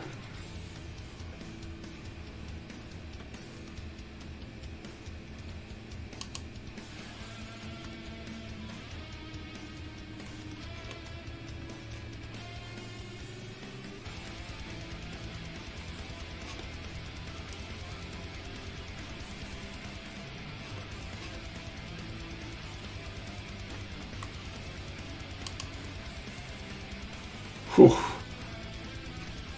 Okay, yeah, not changing those plans. The direct flights look like they're, I don't know, like 3K round trip or something from Boston. I was looking to look at our deals on flights, hotels, and food will depend. Just but say Bedford decent from Japan is about 100 a night.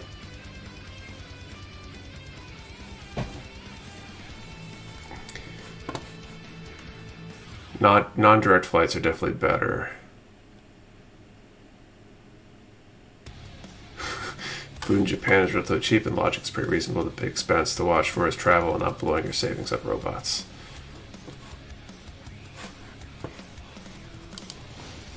I'm gonna start that savings for the family trip to Japan now, I guess.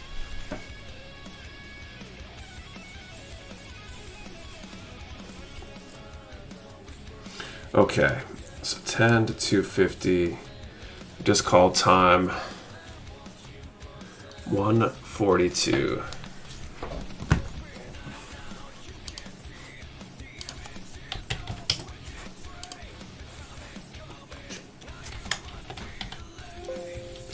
I don't see a winner. I'll let you guys confirm if that's the case. We'll draw again in a little bit.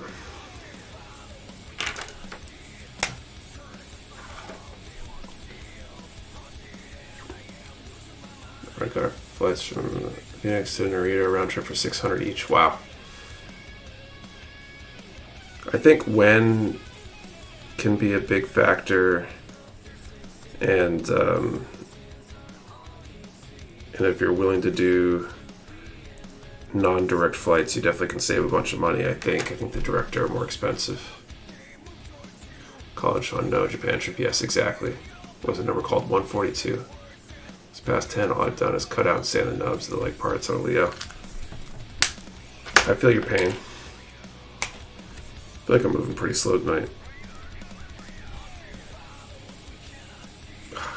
Slipping all over the place with this marker.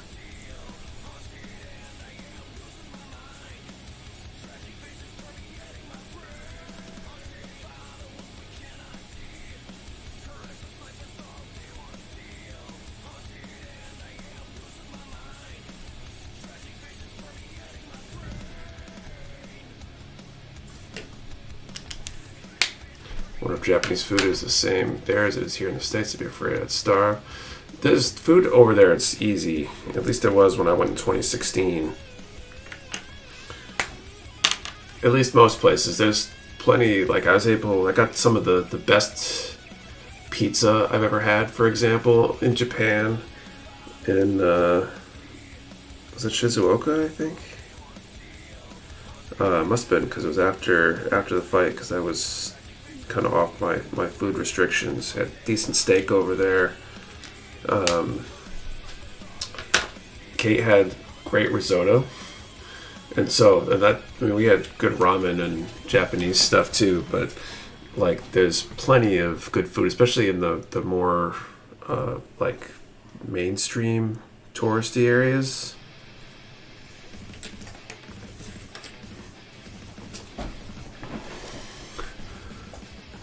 Company Jay Goot, if you look them up, they have awesome ways of getting cheap flights and stuff.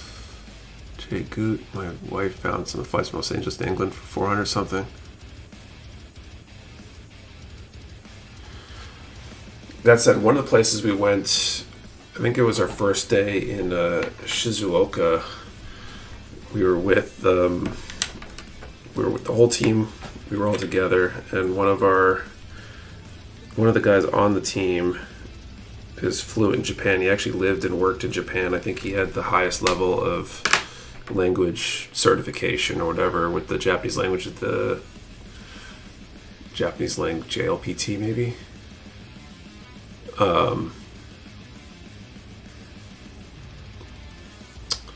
And he ordered some stuff like for the table, because he could read everything, and it was a more off the beaten path kind of restaurant we were in. And he ordered something that was like 5 popular meats on sticks was what it was called. I'm pretty sure several of them were not meats. I'm not even really sure what they were. I felt like I was starving that day because I was like, nope, not eating that. But generally speaking, everything was fine. Went to a yakiniku in Hakone for Thanksgiving dinner. Amazing. Is the pet population area low? I'm not No, I don't think so. It'd be a cold, like bundled weather. We went in October and it was still fairly warm in Tokyo. But I think in northern Japan especially, or if you go in winter. Thank you for the sub, Long Ping Chen.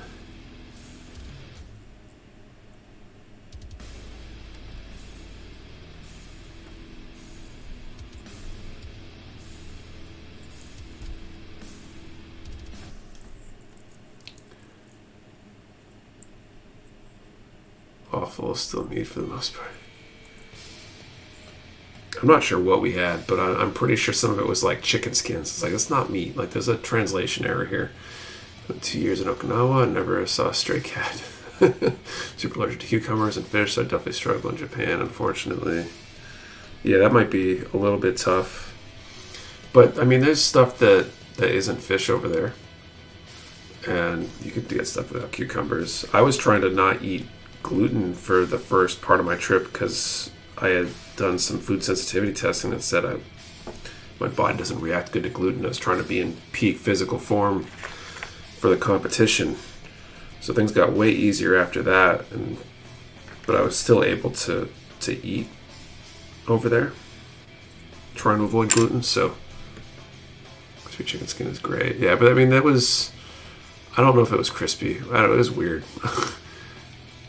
Best about food in Japan is that you're going to eat the best dish just by turning around a random corner. There's definitely some good stuff over there.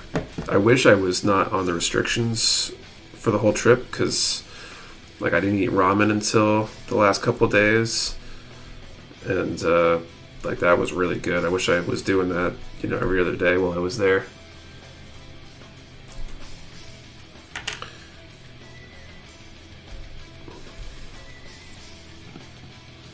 But I mean, we ate at Denny's in Tokyo one of the days. That was like my vote one of the days, because it felt like everywhere we were going, I couldn't eat stuff, so I could actually get some serious calories to support what I needed. We eat rice and corn-based stuff primarily. We would eat potato stuff, but a bunch of potatoes too. Jeez. I was trying to avoid potato when I was there too. I think that was one of like the 4. It was like gluten, potato, grapes, and olives, I think, were like the 4 things that supposedly I was sensitive to at the time. Not like hurt me, but not peak performance. Every live chat here always goes to food eventually. Last time was about donuts. It's true. Got a soy sensitivity. I don't know how I'd do it in Japan. We went to, speaking of donuts, I think it was after that stream we were talking about donuts. There's a ice cream parlor / like breakfast whatever place just down the road from us here. And we ended up deciding to get some donuts there, and there were some good donuts, small local place. The only thing is that here in the States, I'm lactose intolerant. In Japan, no problem eating all the cheese and drinking all banana milk teas. That's funny.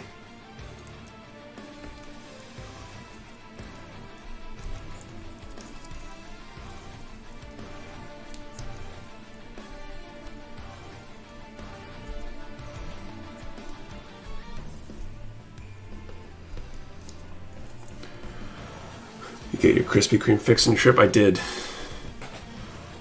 I got a few. Ate one for the family, 1 or 2 of them for the family back home, and the rest was for me.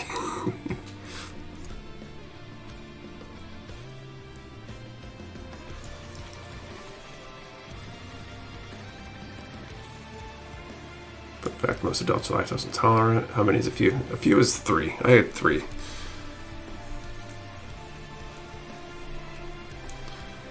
So when is Rome kind of moment.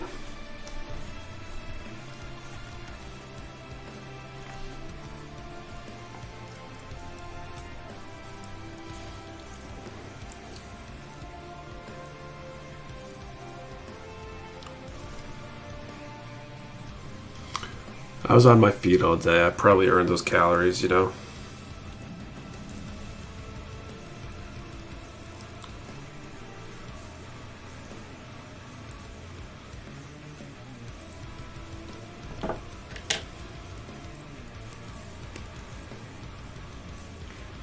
Well, hi Nick, how's everything with you? Good, Doug, how are you?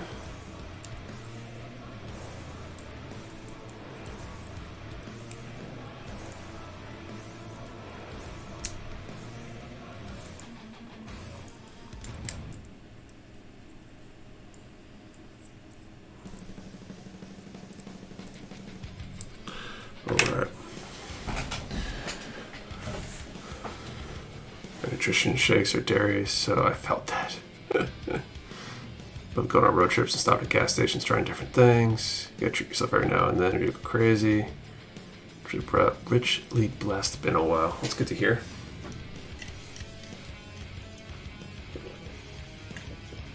Alright. Then we're gonna put up this final number, final draw here of the night.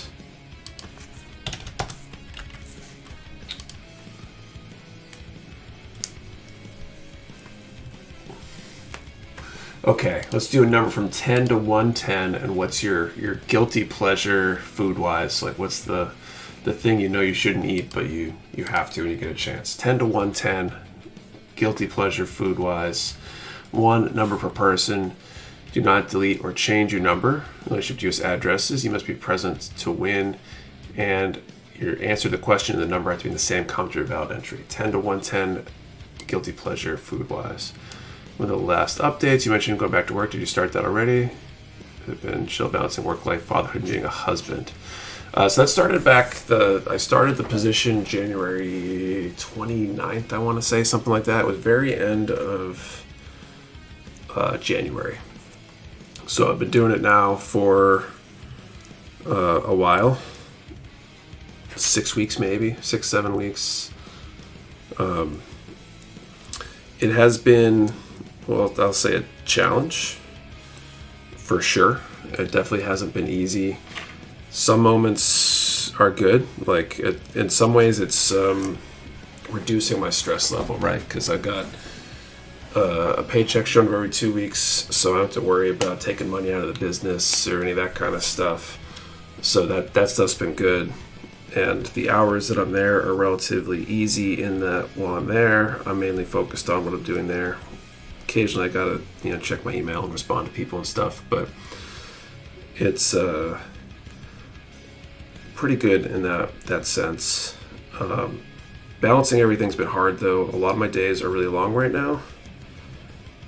I'll get up typical day, I'm getting up maybe like 7 o'clock, say, get my oldest prepped and ready to get on the bus, and then either going in or working from home for this new employer, doing that, all day basically, until I go to the dojo on dojo nights. It's like a Monday, get up 7, get the kid on the bus for 8, get to work at 8:30. I'll be there till, like 5 or something. Go to the dojo and teach from like 5:30 to 8:30.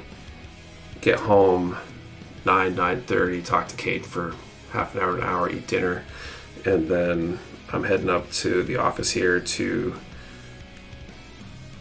figure out whatever stuff I need to figure out. Do accounting for the business, coordinate plans, ask questions to get the team thinking about things I need them thinking about for the next day or week or whatever.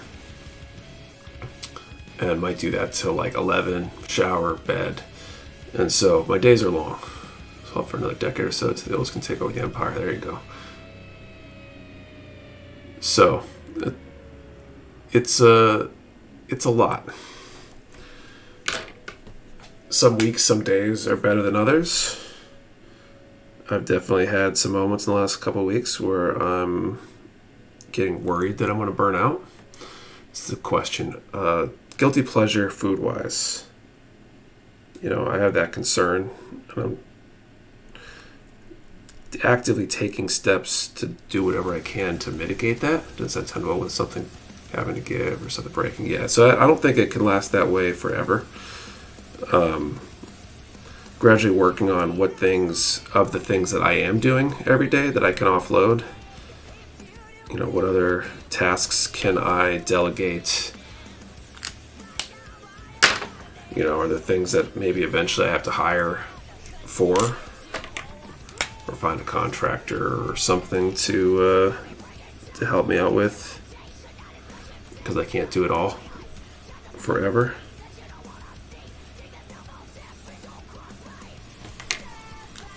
But full and fulfilling it sounds. We'll be praying for restoration for you. Thanks. Working 2 jobs for a while, feeling burnt out, but enjoying every moment I can. Well, I'm grateful to be here tonight. Yeah, so I'm like, I don't know that the way it is today I could last that way forever, but I don't know that I have to. I'll tell you this, you're already burnt out. I can hear your voice. I'm just tired. I'm always tired. But so I'm working through that. I'm trying to figure out what that adjustment needs to be. I've done things where I've been way too overloaded for large portions of my life at various times, so it's not something I'm unfamiliar with, and I think I will figure it out. Maybe Mary Poppins needs to float your life. Yeah, right? I mean, honestly, that's a thought. Do I just need I need some help at home? Do I need to hire somebody to offload Kate with, I don't know, washing dishes and laundry and stuff, so I can have her help me with more business stuff or something? It's a busy life, take care of yourself. As a fellow dad of 3, time with your kids is more important than anything. Definitely feel that. And trying to figure that out too. Burnt out loud. I do truly wish that if magically had the millions from the Powerball, I could invest back rest to the point where the family would be set for a long time. I appreciate that. Maybe I can touch enough people's lives that I can increase my odds of getting what I need. I don't know. But you need a break if you catch yourself kissing hands and shaking babies.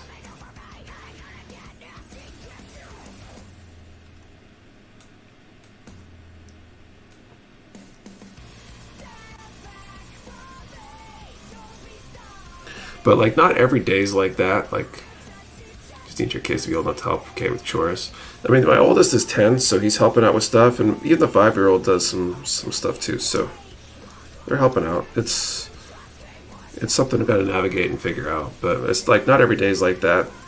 That's like my Monday and my Thursday. Tuesday, I'm done at the dojo earlier, so I'm home earlier and get some time with the kids. Wednesday, I get to go straight home from work.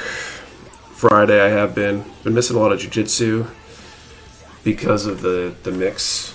It seems like the thing to to be the first thing to give, but we're trying the days that I can't be home. Like Wednesday nights, we're doing family game night kind of thing. When I get home, we did family movie night tonight.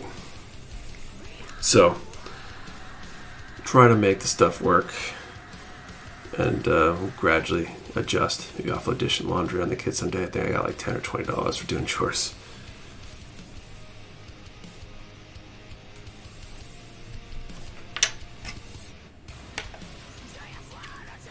Love to buy more kits, but my somewhat recent disability makes it impossible to make any kind of money currently. I get what I can get though. No worries. The kits, it's so personable. Did you just quote Burt Reynolds' character from Dukes of Hazzard? Did I? If I did, that was not on purpose. I don't know if I seen Dukes of Hazzard. I might have, but I don't remember it. Not well enough to quote.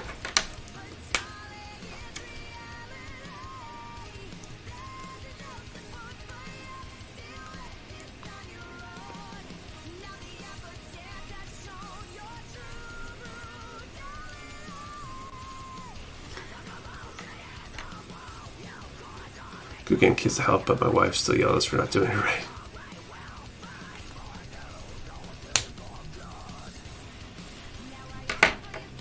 That's always a problem.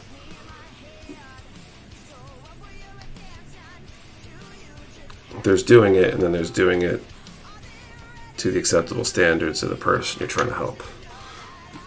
Maybe I'll start rewarding mine for helping around the house, behaving with buying more Gunpla.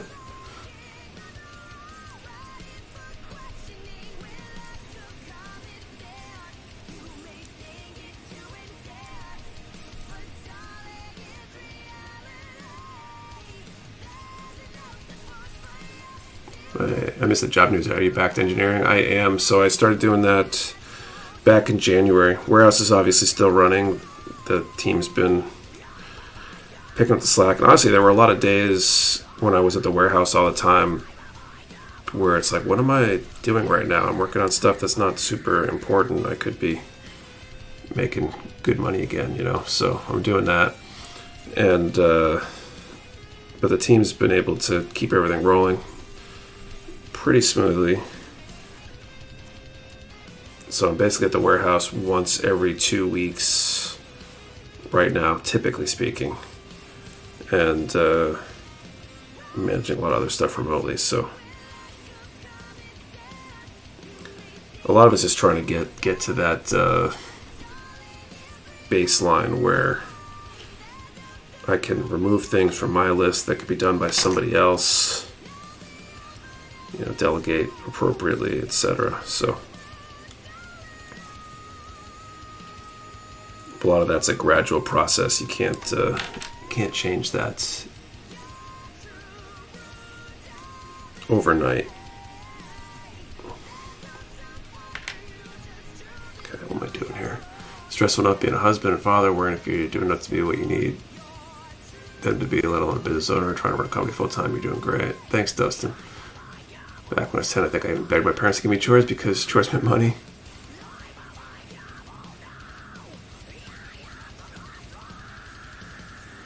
Said kissing hands and shaking babies. Did I? Right, my wife folds towels the wrong way all the time, then say when I do it they're folded wrong, but when I do it my way they obviously dry better. Who's in charge at the warehouse? I'd say no one's in charge specifically, but everybody's got their own areas, right? So Kayla runs the social media marketing stuff. Patrick's got the customer service listings and whatever. Alex is responsible for all the outgoing packing, stuff like that. Sean's responsible for incoming, receiving. And so that's been working out pretty well, and they got kind of checks and balances. And I am accessible throughout the day, so usually if something comes up that they can't figure out themselves or need a executive decision on, I'll get a DM or something, and then I'll help them figure out what needs to be done.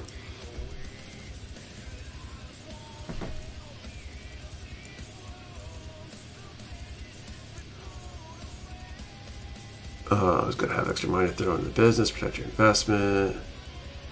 So the kissing hands and shaking babies in chat. Nick Reddit, gotcha. It's a question story been a while, completely forgot. Good to know your boss trusts you. Yeah, so it's working pretty well. Like, day-to-day things are fine. I mean, we have the little snafus here and there, like any time. But those are things that would happen even if I was there. It's not like they're happening because I'm not there. And we're working through them, so it's not that bad. Again, it's supposed to be shaking hands and kissing babies like a politician, but when he finds himself kissing hands and shaking babies is when he knows he needs vacation. Gotcha. Okay, I need to call time. So I'm calling time. I'm going to draw this number, 10 to 110, I think.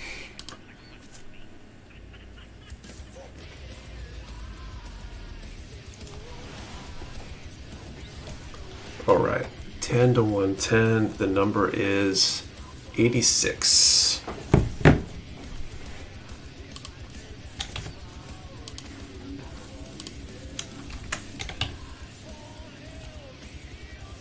of course, when we have winners, we have a bunch of winners. Okay, so we got Baka ZCO.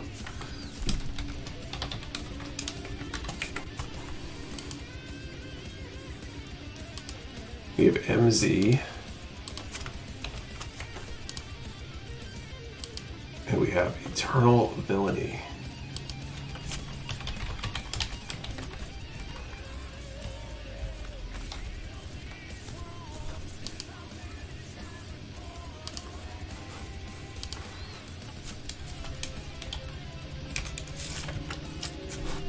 Make sure I got that typed in right. Okay, I was trying to win to give it to Obelisk, but off by 12. Dice Mecha. Okay, dude. Midget tossing is making a comeback. My dog wants out. I'm getting sleepy. Good night, everyone. See you later, Destiny Hero Prime. Okay, so we're going to do the dice thing. So.